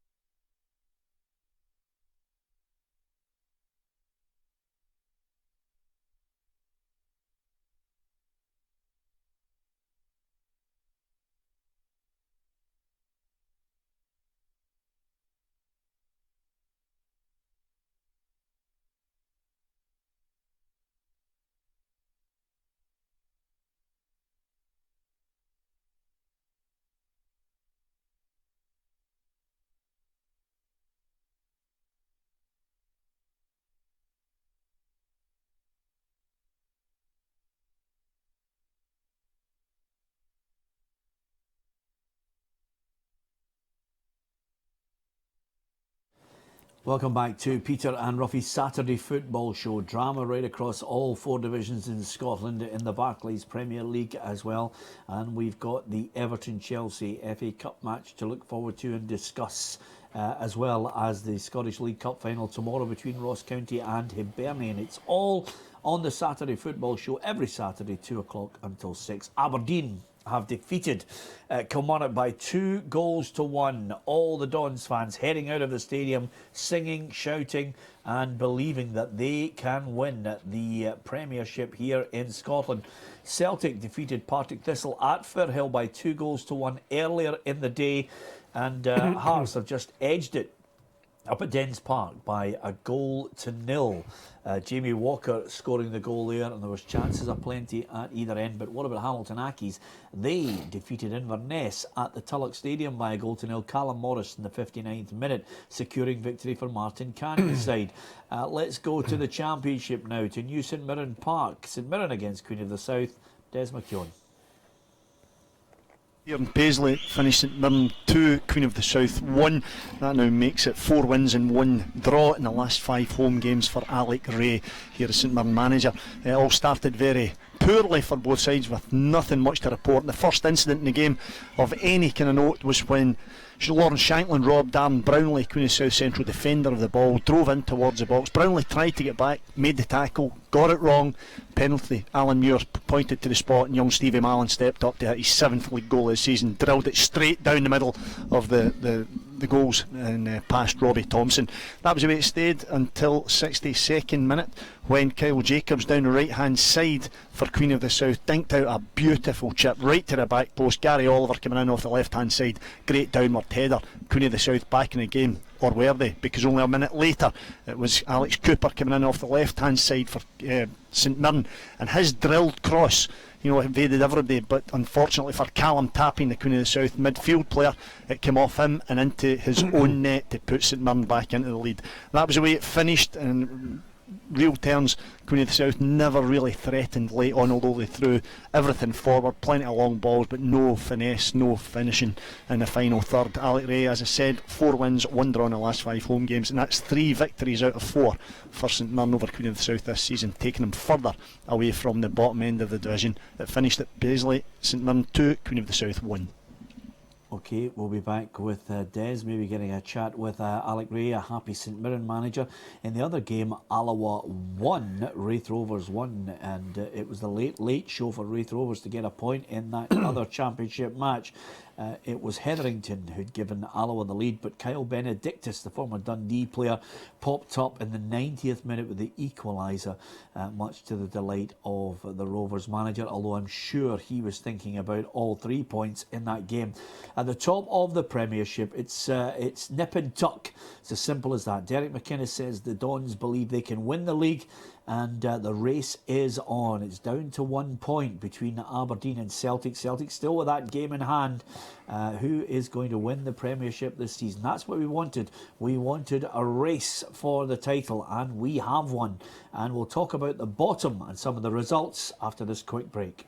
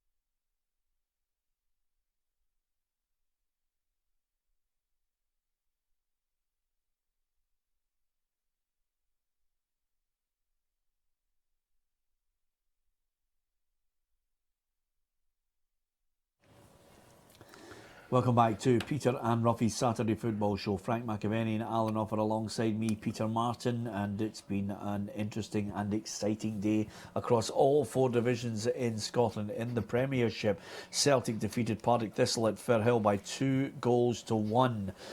But elsewhere, we were looking towards Pittodrie. Aberdeen, in the end, secured a 2-1 victory over Kilmarnock. 2-1 to the Dons, gap down to 1 point at the top of the table, Celtic with a game in hand. Elsewhere it was Dundee 0, Hearts 1, Jamie Walker with the all-important goal there, and Hamilton Accies can thank Callum Morris for the winner up at the Tulloch Stadium. Inverness Cally Thistle 0, Hamilton Accies 1. Into the Championship, as we've just heard, Des McKeown telling us St Mirren 2, Queen of the South 1, Annan Athletic 1, Wraith Rovers 1, and at 5:15 tonight it's Dumbarton against Falkirk. What about League 1? If we can have a look at the scores there, Airdrieonians 0, Brecon City 2, Albion Rovers 0, Stranraer 1, Ayr United 0, Dunfermline 2 in that top of the table clash, and it's 4-1, Cowdenbeath 1, and a good win for Jim McAnally's men, Stenhousemuir 1, Peterhead 4. Into League 2, Arbroath 3, East Stirlingshire 0, I beg your pardon, Dick Campbell's side getting all 3 points there. Berwick Rangers 1, Stirling Albion 0, Clyde 1, Elgin City 0, East Fife 4, Annan Athletic 2, and Montrose 1, Queen's Park 1. That's the full times in Scotland. What about in the Barclays Premier League? Let's have a look at the scores there. Norwich City 0, Manchester City 0 was the early kick-off. Bournemouth 3, Swansea City 2 in a 5-goal thriller. And that last match, Stoke City 1, Southampton 2. A double from Graziano Pella secures all 3 points for Ronald Koeman's side. That is all your full times. Ruffy, significantly at the top, the Dons have answered the question once more. Yeah, but again, even the Celtic score, pretty nervous result, you know, and but both managers will say, well, we ground it out and we got what was necessary, the 3 points. But there are important games coming up. Fortunately for Celtic, they've got an away game against Kilmarnock. I think the only thing that will trouble them down there is probably the pitch, which sometimes flings up strange results. Aberdeen, they've got Motherwell, who could possibly cause them problems, but they're grinding out results, and that's the only thing the two of them will be worried about. Yeah, I agree. I agree with everything that Alan says. I think the big thing, there's a couple of games coming up. Both of them, in the next few games, have got Hearts, and that's where I think that's the only time that they could be concerned about dropping points. But you know, Celtic didn't grind the result; they were comfortable until the last 10 minutes. So that's good for the fans there. Well, I think the back pages tomorrow will almost certainly be dominated once again by Shay Logan, who popped up with the winner once again for Aberdeen. He's a fullback who likes to get forward. We've got a few of them in a couple of divisions across Scotland. Logan, again, every time he scores a goal, well, he just goes through his whole gymnastic routine with an acrobatic display that certainly pleases the Dons fans.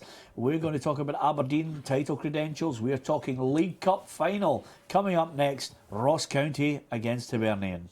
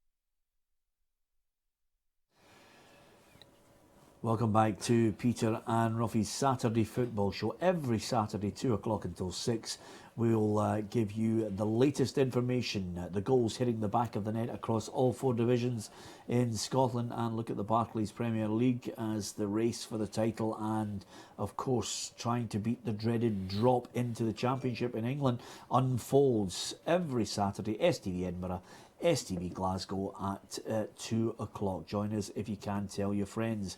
Alan Ruff and Frank McAvenny are here with me. We will discuss the FA Cup as well, lads, as well as the Scottish League Cup final, which takes place tomorrow at Hampden.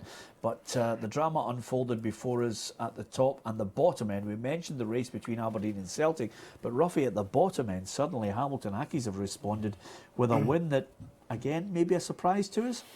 Yeah, I think so. But we spoke about it before the show, that Inverness are struggling with injuries, but still to go up there and grind out a 1-0, it just gives them that wee bit of breathing space. And we spoke about that at the beginning of the show as well. Any win at all, any 3 points at the end of the season could be very, very crucial, and they'll be hoping they can stay away for that playoff play. Yeah, let's look at the Premiership table. Macca, what do you make of it, bottom end? Well, the bottom it's a great result for Hamilton to go up there. They brought Inverness right back into that challenging pack. Thistle's not too far away. You know, that's great. Okay, I can tell you we can go to New St Mirren Park now because Alec Ray, the St Mirren boss, has joined us after a battling performance, a 2-1 win. Alec, over the piece, do you think you guys were deserving of all 3 points?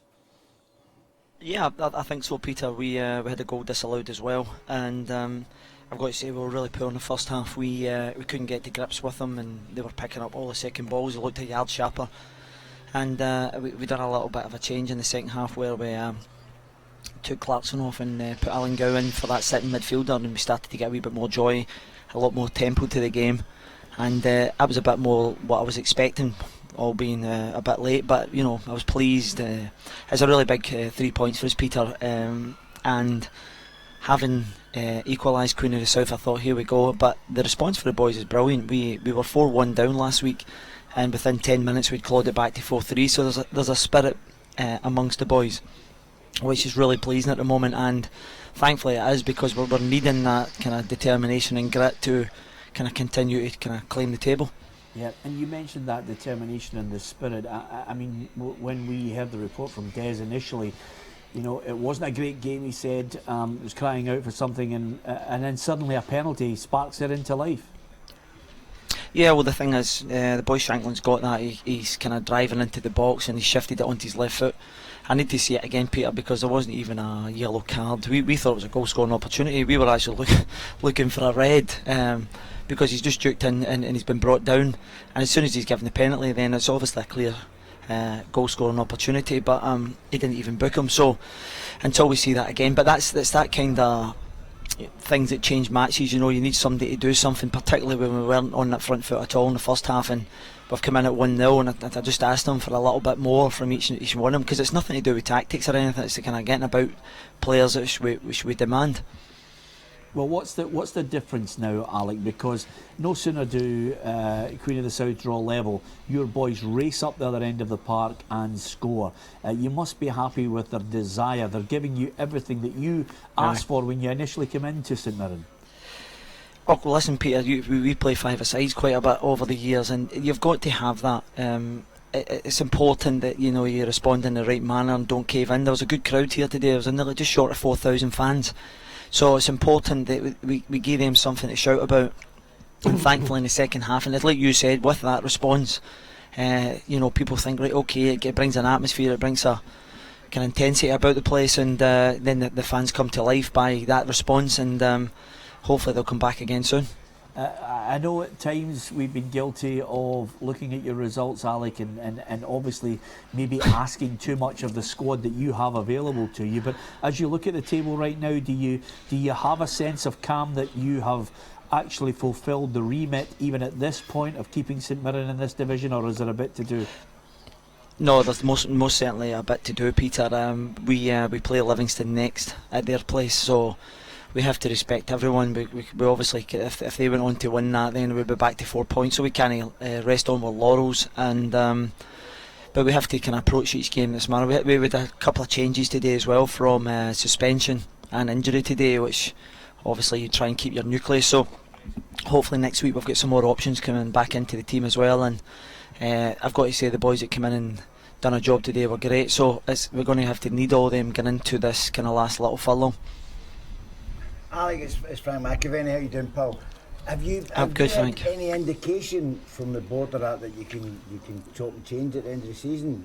You reckon that if you don't get any playoff, I mean, obviously it's just keeping them in, which like Peter says there, but you're better than that. Is there an indication that you can go and bring in your own players?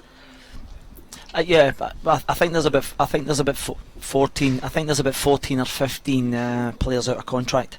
So over the next, but the thing is, we need to be careful in terms of, we need to make sure we're kind of safe as well. You know, we can always, because if the dreaded, if you get dragged into a relegation fight and then all of a sudden you've tied up 14 players, then the finances wouldn't tie up. So you need to be, as a club, we need to be prudent on that. But by getting these kind of wins, and we can start obviously preparing, maybe speaking to people then, so that if and when we get these points that we need, then it's just a case of cracking on and saying, right, okay, we tied on a number of players, and then that's you starting for next season. But we can't really do that with a 7-point lead at the moment.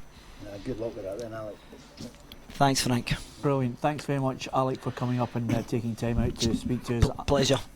St Mirren getting that all-important win there. Another 3 points in the bag. We'll speak to Des McKeown before the end of the programme as well. Des staying with us there at New St Mirren Park, giving us his thoughts on some of the results. Although, just as I can go back to Des on one key point, which is, of course, Des, I mentioned that you had suddenly suggested or decided to give everyone who you think is going to win titles, who's going to be relegated, who's going to be in playoffs, suddenly in League Two.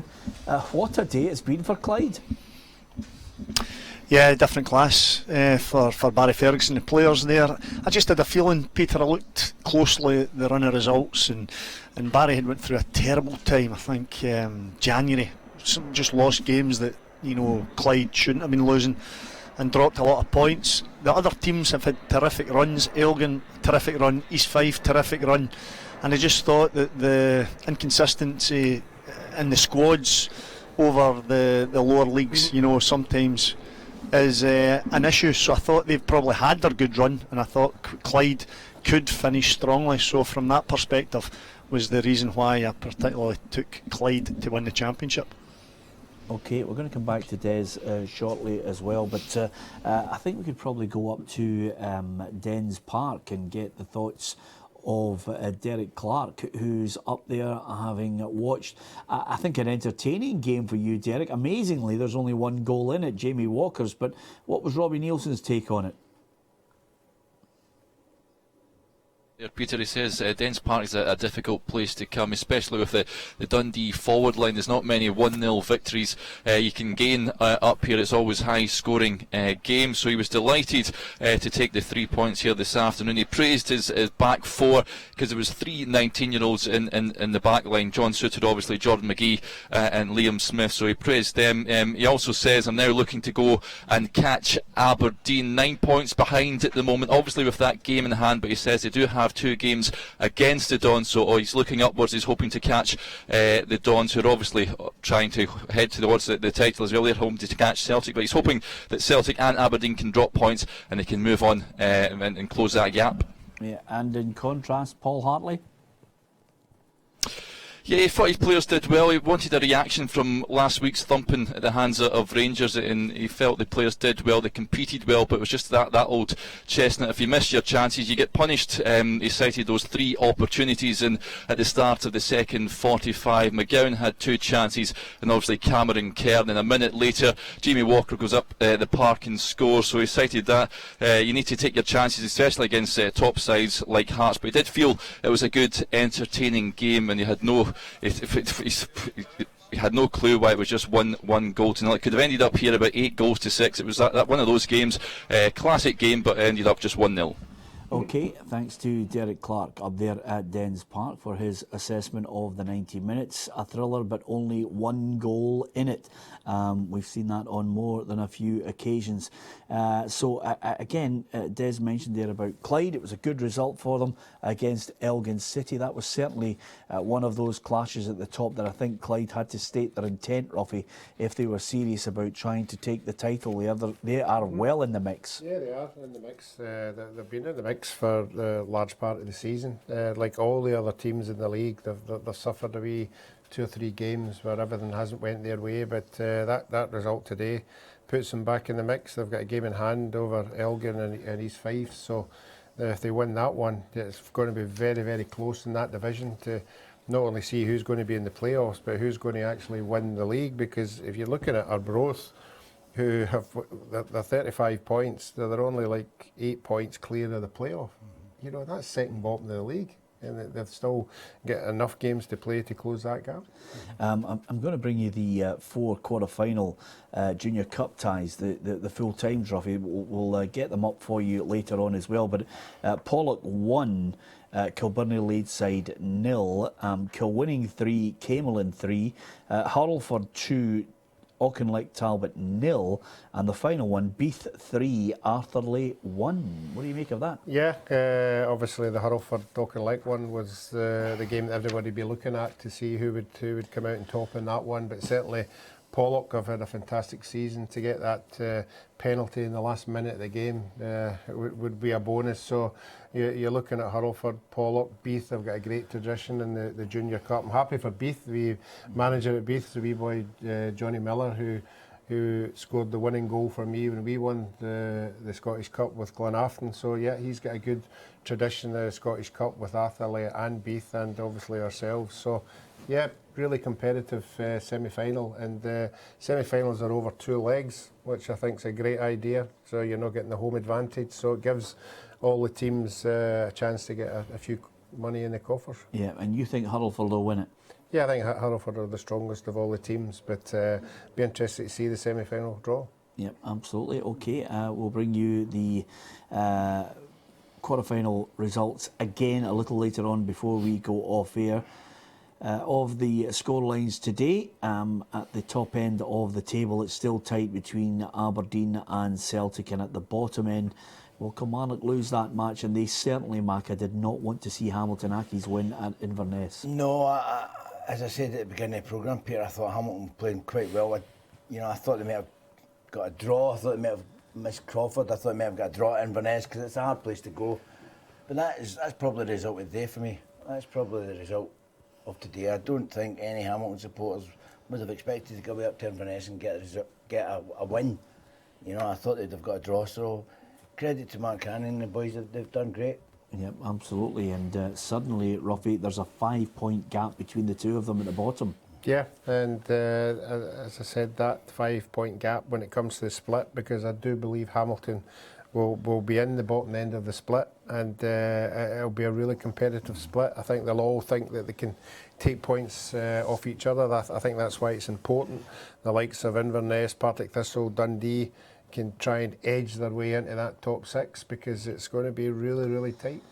Okay, you can give us your thoughts on events today at Peter and Ruffy on Twitter and facebook.com/Peter and Ruffy, and get on to peterandruffy.com and give us your thoughts on your team or anything that's annoyed you through the week. Your take on Scottish football. Is it as clean as it should be? Are there players that may well be using performance-enhancing drugs? Would there be players that you feel could fail a drugs test similar to the one that Maria Sharapova has failed in tennis?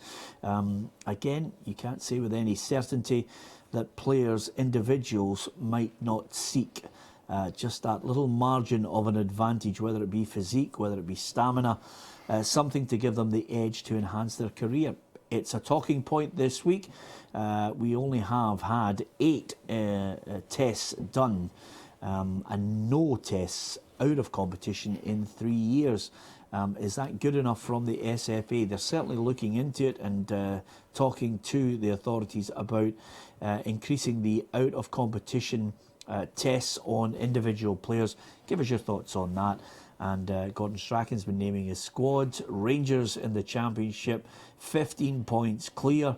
And of course, everyone still talking with over 4 weeks still to go before the Scottish Cup semi-final between Rangers and Celtic. But I'm going to ask now, you two guys, about the build-up for tomorrow. It's Hampden Park.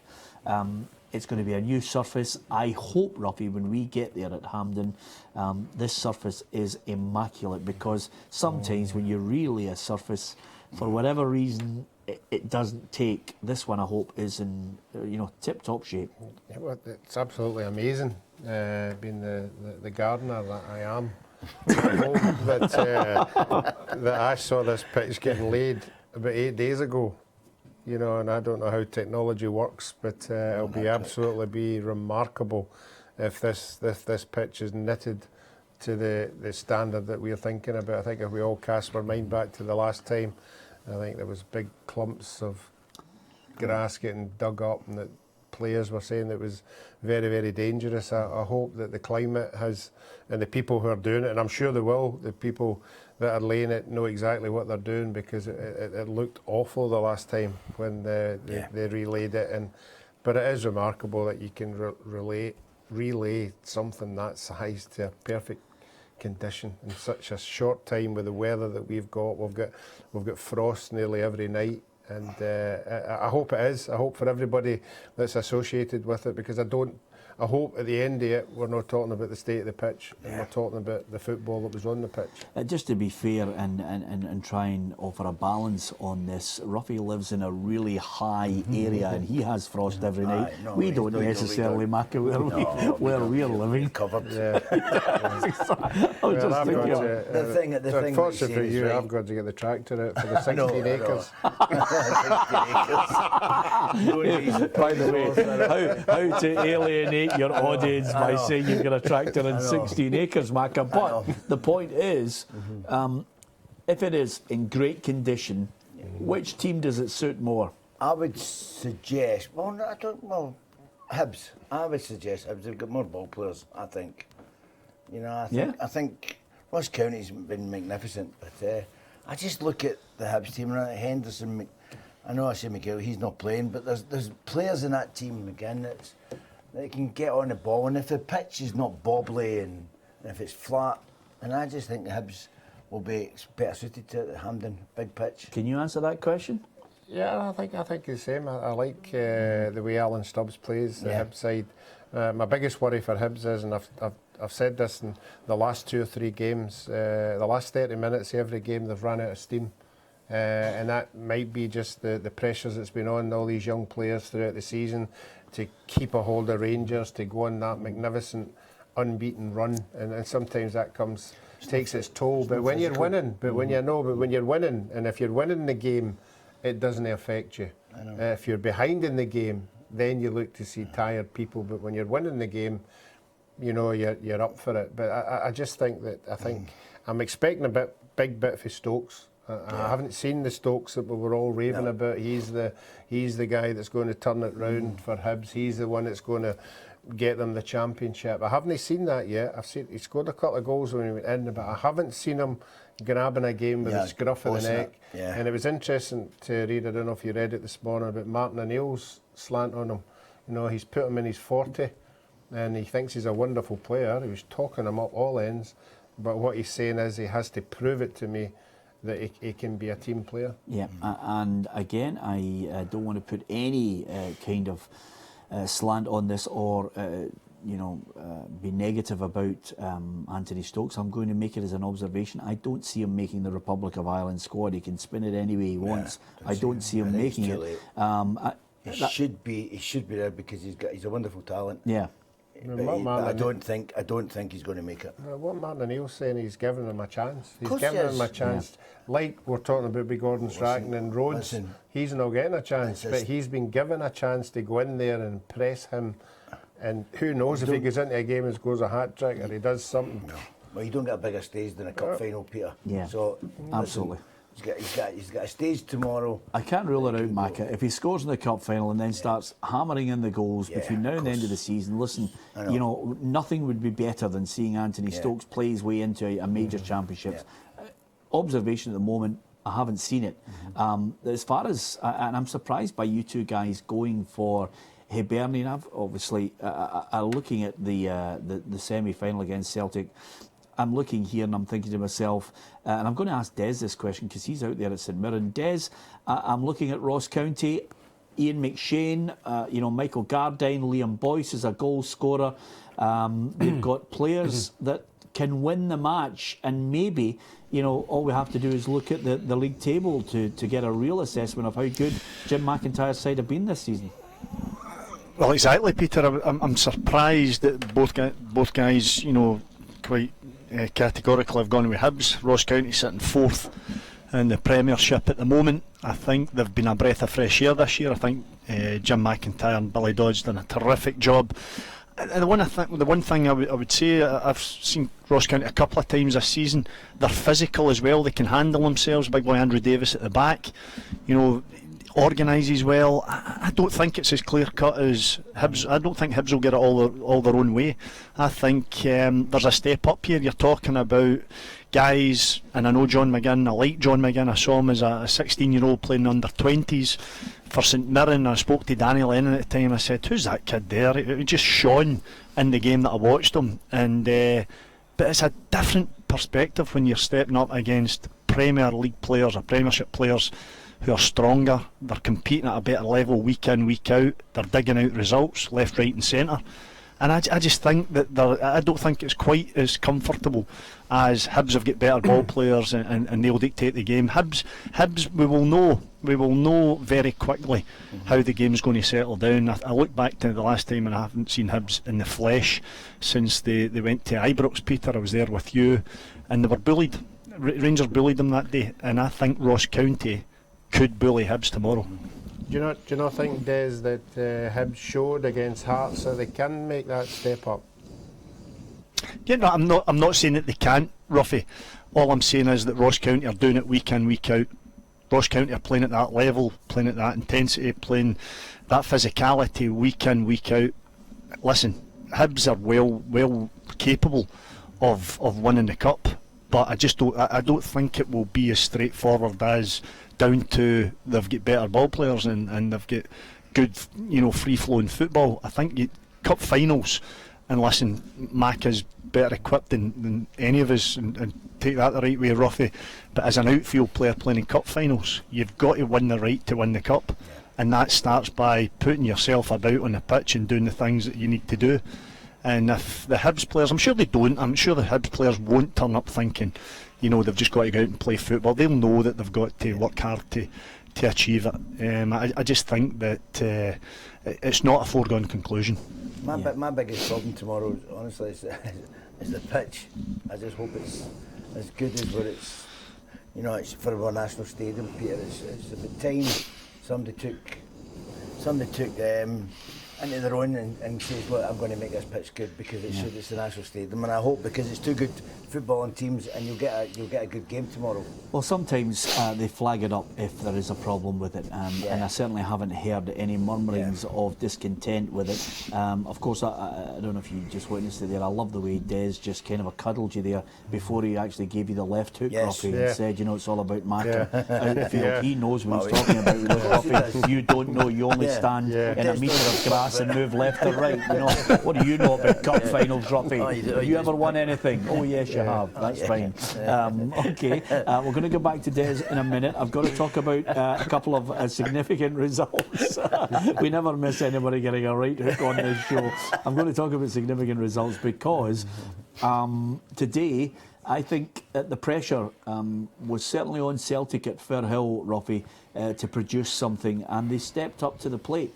Yeah, they didn't play particularly well. They just strolled through the game. I mean, Thistle weren't even a threat at all until the last 10 minutes because Celtic just went forward and kept possession of the ball, created chance after chance. I mean, wait a minute. What were you looking for then? I mean, are we looking for the Harlem Globetrotters here? Are we wanting something more? I'm saying if you looked at that Celtic performance today, who strolled through the game, And Griffiths had 2 chances. Yeah, Beaton Griffiths had had 2 two. chances. Yeah. That could have been 4-0. Now, Yeah. if you put 4-0 down on a piece of paper, I understand whether you that. see that game or don't see it, that is an impressive result. But I still don't think Celtic were in full gear. But they could have won that game 4-0. I understand what you're saying, but watching Celtic in previous weeks, that was such an improved performance.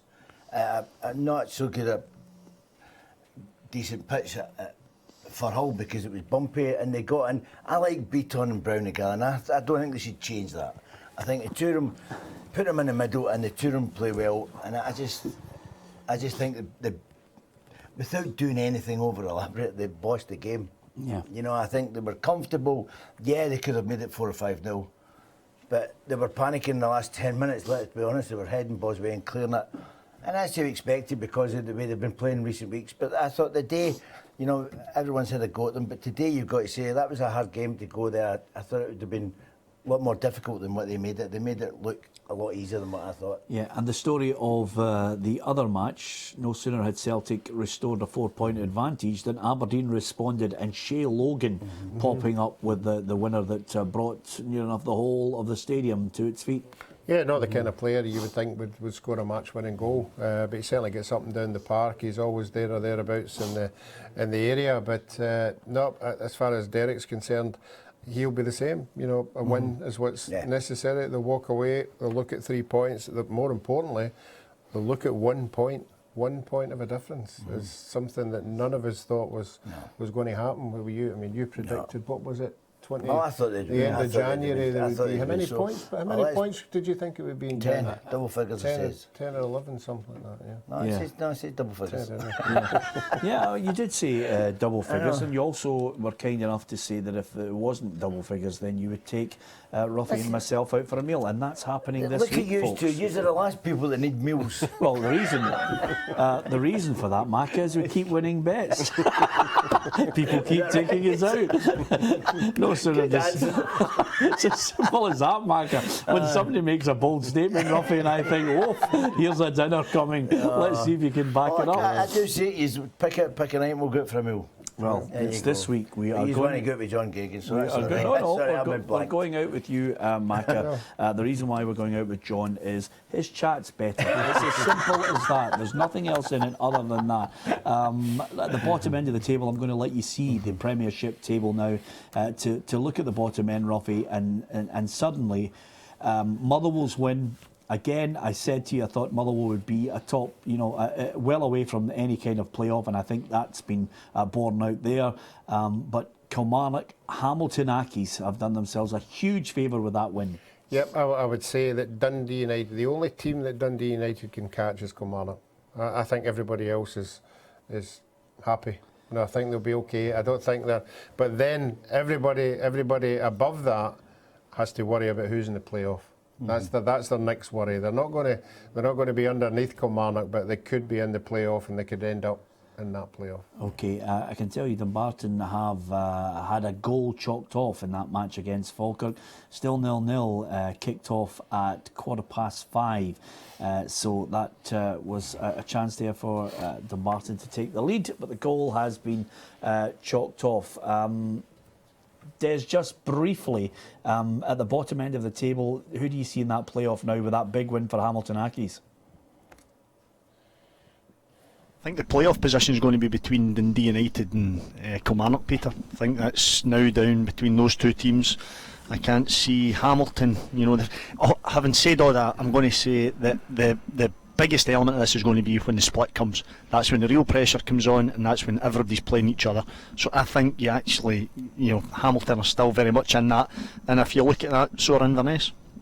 Okay, we're going to get the predictions from Des McKeown and Alan Ruff and Frank McAvenny for the League Cup final. I want scorers and scorelines as well from these guys. Also, we'll talk about Championship Rangers. We'll talk Scotland. We're going to talk about the drug testing just to finish off, and what might happen in Scottish football over the forthcoming months as we start to tighten the grip on any potential misdemeanour from players using performance-enhancing drugs. underdogs, if indeed they are at all. We may well have a league right across all 4 leagues, players that we can be proud of. You can give us your thoughts at Peter and Ruffy on Twitter or facebook.com/Peter and Ruffy, and we'll go back over all the full-time results after the break, just in case you missed them.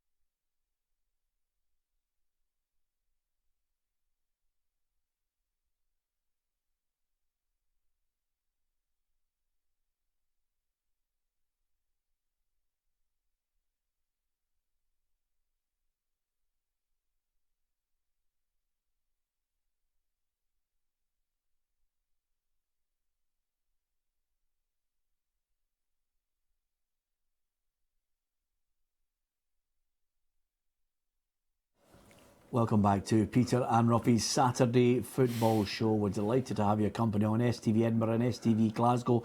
Do indeed tell your friends, join us and join the winning team on Saturday at 2 o'clock. It's always good over 4 hours to bring you as much information as possible. Goals hitting the back of the net, reaction from Frank McAvenny and Alan Ruff at times is priceless. You just never know what's going to happen. Even the set could collapse. There are strange things that go on in this studio. I'm not privy to it. Ruffy, I can't second guess what's going to go on. No, but these things happen in live.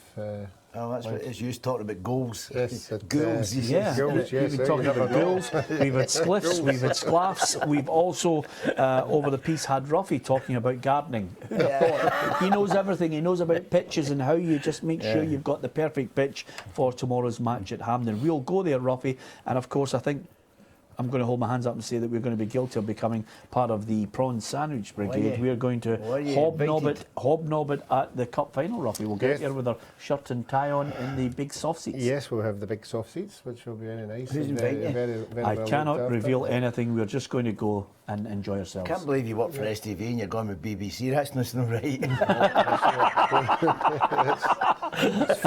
Micah, that's fantastic. Who'd have thought we'd have mentioned another broadcaster on this programme as well?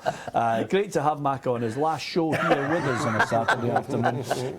Yeah, I'm really looking forward to it. I hope there's a great atmosphere. There are two, I'm not quite sure if Ross County have a song. And don't go for it, Micah, whatever you do, because we've still got a couple of minutes left. They definitely have a song, Ruffy, but and I'm not being biased towards it, but I think it's hairs on the back of your neck if Hibs win a match and then suddenly sunshine and Leith, because the Hearts game at the end of that match, it was incredible. You going to sing? Yeah, I mean, it is. You know, it doesn't matter what club you support, but if you've got a song that's attached to the club and when you've got possibly 30,000 singing it, it will be an incredible experience. But I'm sure Ross County do have a song, and I'm sure the 7,000 that come down to that game would gladly sing it at the end. I think it's. I mean, I do fancy Hibs, but you just got to think. Well, Inverness was the last team from up in the Highlands to come down. They won it, and Ross County could do it. You never know. Well, I'll tell you how good it is for the Ross County fans. I was speaking to Ian McShane's sister, and she says that there's 40 of their family going. So that's great. I love it. The players get all the tickets. Everybody goes down. It's a family occasion. Roy McGregor, again, a chairman who really eats, sleeps and drinks it. So it should be an unbelievable occasion. And just in case you think we're getting another blooper, I did say sunshine on Leith, the Proclaimers, just in case there was a wee bit of edge. I heard murmurings in the studio there, just in case we had had a wee slip up like Laura, but we're not into that. Let's look over what's happened today, because at the top end of the table, it's exactly what we're looking for as we head towards the end of the season. Here are the full-time scores in the Premiership in Scotland. Aberdeen 2, Kilmarnock 1, Dundee 0, Hearts 1, Inverness Cally Thistle 0, Hamilton Accies 1. And as you can see from the other two results, it was Partick Thistle 1, Celtic 2 earlier on today, and last night it was Motherwell 2, Dundee United 1. Into the Championship. In fact, just before we go to the Championship, let's have a look at the table in the Premiership, just to show you exactly what has happened and the change there. Celtic still have that game in hand. They still will have a 4-point advantage if they win that game in hand. But Hearts win today gives them maybe a little bit of belief that there's still enough games to catch Aberdeen, but Aberdeen really have Celtic in mind. And at the bottom end, Dundee United with a battle now that Ruffy says is only about Dundee United and Kilmarnock. No, I was going to say Hearts. If you think Hearts can catch Aberdeen, why can't they catch Celtic? Well, it's funny you saying that, Ruffy. I don't think Hearts can catch Aberdeen. I just threw it out there to kind of get a little bit of extra excitement. Championship today. Now you see Rangers with that 3-1 win over Morton last night. Kenny Miller with a double and a cracker from Lee Wallace as well. It was Alloa Athletic 1, Raith Rovers 1, and St Mirren 2, Queen of the South 1. And also it was Dumbarton 0, Falkirk 0 so far, because that game kicked off at 5:15. Maka, were you worried? Sorry, is it 3 games that Rangers need to secure a promotion? Is that what it is? It's getting mightily close. 15 points clear now. I think 3 games, I think it is, isn't it? Possibly next 3 games, Rangers will have the Championship in the bag, the trophy in the cabinet. Here's the table. There you have it there, Maka. 72 plays 57.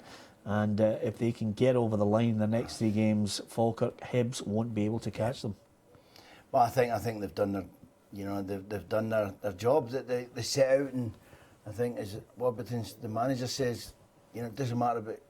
Well, he's saying that now. It didn't matter about Celtic, but it would be nice if they win the next few games and they go and maybe get promoted by the time they go to the semi-final against Celtic, and then it'll be a game. Then we've got a game for it, because let's be honest, this is the one game that the whole world's going to be watching, and isn't it about time that everyone looked in Scottish football and just hopefully it's a good game. Yeah, I agree with you 100%, Frank. If we can get a spectacle to be proud of, and of course good behaviour from the supporters as well before and after the game.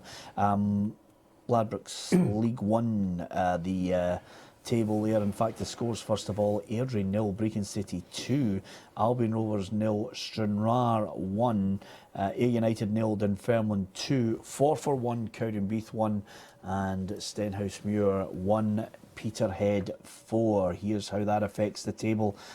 Scottish League One, Dunfermline out in front. Don't think anybody's going to catch them. Peterhead certainly can be proud of where they are in the table. They've just had a real surge to take themselves to second. Ayr United missed out after that defeat to Dunfermline, which creates the gap. And at the bottom end, well, any one of 4 or 5 teams will still think they could be involved in going down at the bottom end of that table. It's alive. And League Two, here's the scores for the full times: Arbroath 3, East Stirlingshire 0, Berwick Rangers 1, Stirling Albion 0, Clyde 1, Elgin City 0, East Fife 4, Annan Athletic 2, and Montrose 1, Queen's Park 1. Look at the table, Ruffy. Give us your assessment of League Two. Well, I think East Fife have come into form at the right time, but as Des has said, so have Clyde. They're starting to win games again. I think it's the top 3 there. Anybody could win that. And again, you're looking at the playoff positions. I think anybody, as I said, from Arbroath, who got 3 points today with Dick Campbell, would think with a push there could get into that playoff spot, which is absolutely incredible in that division. Okay, Des McKeown, last word from you out there at St Mirren. Who's going to win the Scottish League Cup final between Ross County and Hibernian? I am going to go for Ross County. And why? Because I think they'll score more goals than Hibs. I've just got a feeling that all the talk is about Hibs, and I think there will be an upset because too many people have written them off. I think Ross County will win the League Cup tomorrow. Not much an upset though, will it? Is it? Because the two of them are, Well, if Ross County win, I just think on the form at the moment, I just think maybe Hibs will do it on the day. But it wouldn't be an upset. I wouldn't be shocked if Ross County win it. No, on the basis, Ruffy, that we're talking about a Premiership side that Des has highlighted are 4th in the table. Yeah, but we've already proved this year that the Championship clubs coming up against the Premier opposition have held their own, Rangers and Hibs. So I don't think there's a dramatic gulf there. I just think Hibs, with 30,000 supporters there, if they go into the lead with that support behind them. Yeah. But in saying that, Ross, I just think Hibs have got Ross County at the right time. I think Ross County have just went off the boil a wee bit. They were fantastic up to the Celtic game. After that, they've dipped a wee bit. But again, as we all know, it's about on the day. It's about on the day. You've got 11 against 11. 11 aren't going to turn up on each side. The point I'm making is, big players will perform in finals, and whatever big players turn up, they'll win the game. Yeah, absolutely. Well, I mean, honestly, that's the cutting edge of punditry there. You've got 11 against 11. Ruffy, really, honestly, I mean, the next programme for Ruffy is question time. Honestly, I mean, there's just no holding him back when he gets on a run. It's 11 against 11. It's on grass. There's a blue sky, and there's seats, and people will pay to see it. It's all there for you. You don't need to go anywhere else when Ruffy's here, and he can tell you about the texture of the grass and what you need to do on the day to keep that absolutely in pristine condition. Okay, Macca, who and why? For tomorrow? I don't know why. I've just got a feeling that Hibs, maybe I'm just sticking up for Ruffy because he's not much luck. But I think Hibs with the fans, there's going to be a big support there from Edinburgh. And they've got people that can unlock the door. Ross Is that County the defence. difference? I just think that the support, they've got massive support that will be there tomorrow, and it'll be, I'm going for that. It'll be tight, but I won't be surprised. Nothing will be surprising me tomorrow if Ross County win. But I just got a wee feeling Hibs will sneak it. Okay, well done to Pollock, Hurlford and Beath. They're into the semi-finals of the Scottish Junior Cup after wins today. Kilwinning and Camelin will have to do it all again after a 3-3 draw. So we've kept you up to date with everything today on the show. Hopefully you've enjoyed it. You'll interact with us at Peter and Ruffy on Twitter and Facebook.com/Peter and Ruffy. There are people who are world class who play football and we enjoy watching. One of them is Lionel Messi. He created a little bit of a record today. He is a man who's missed 8 penalties. He's out on his own in La Liga as the man who's missed the most penalties. But does he care? Not a jot. Of course, this programme has had everything. Punditry at its best. We've even managed to get a quote from Rudyard Kipling, from Frank McAvenny. I mean, that in itself is surely worthy of somebody writing about it. Join us if you can on Monday. We'll be back on STV Edinburgh and STV Glasgow at 7 o'clock for more of Peter and Ruffy's football show. Thanks for watching. Have a great weekend.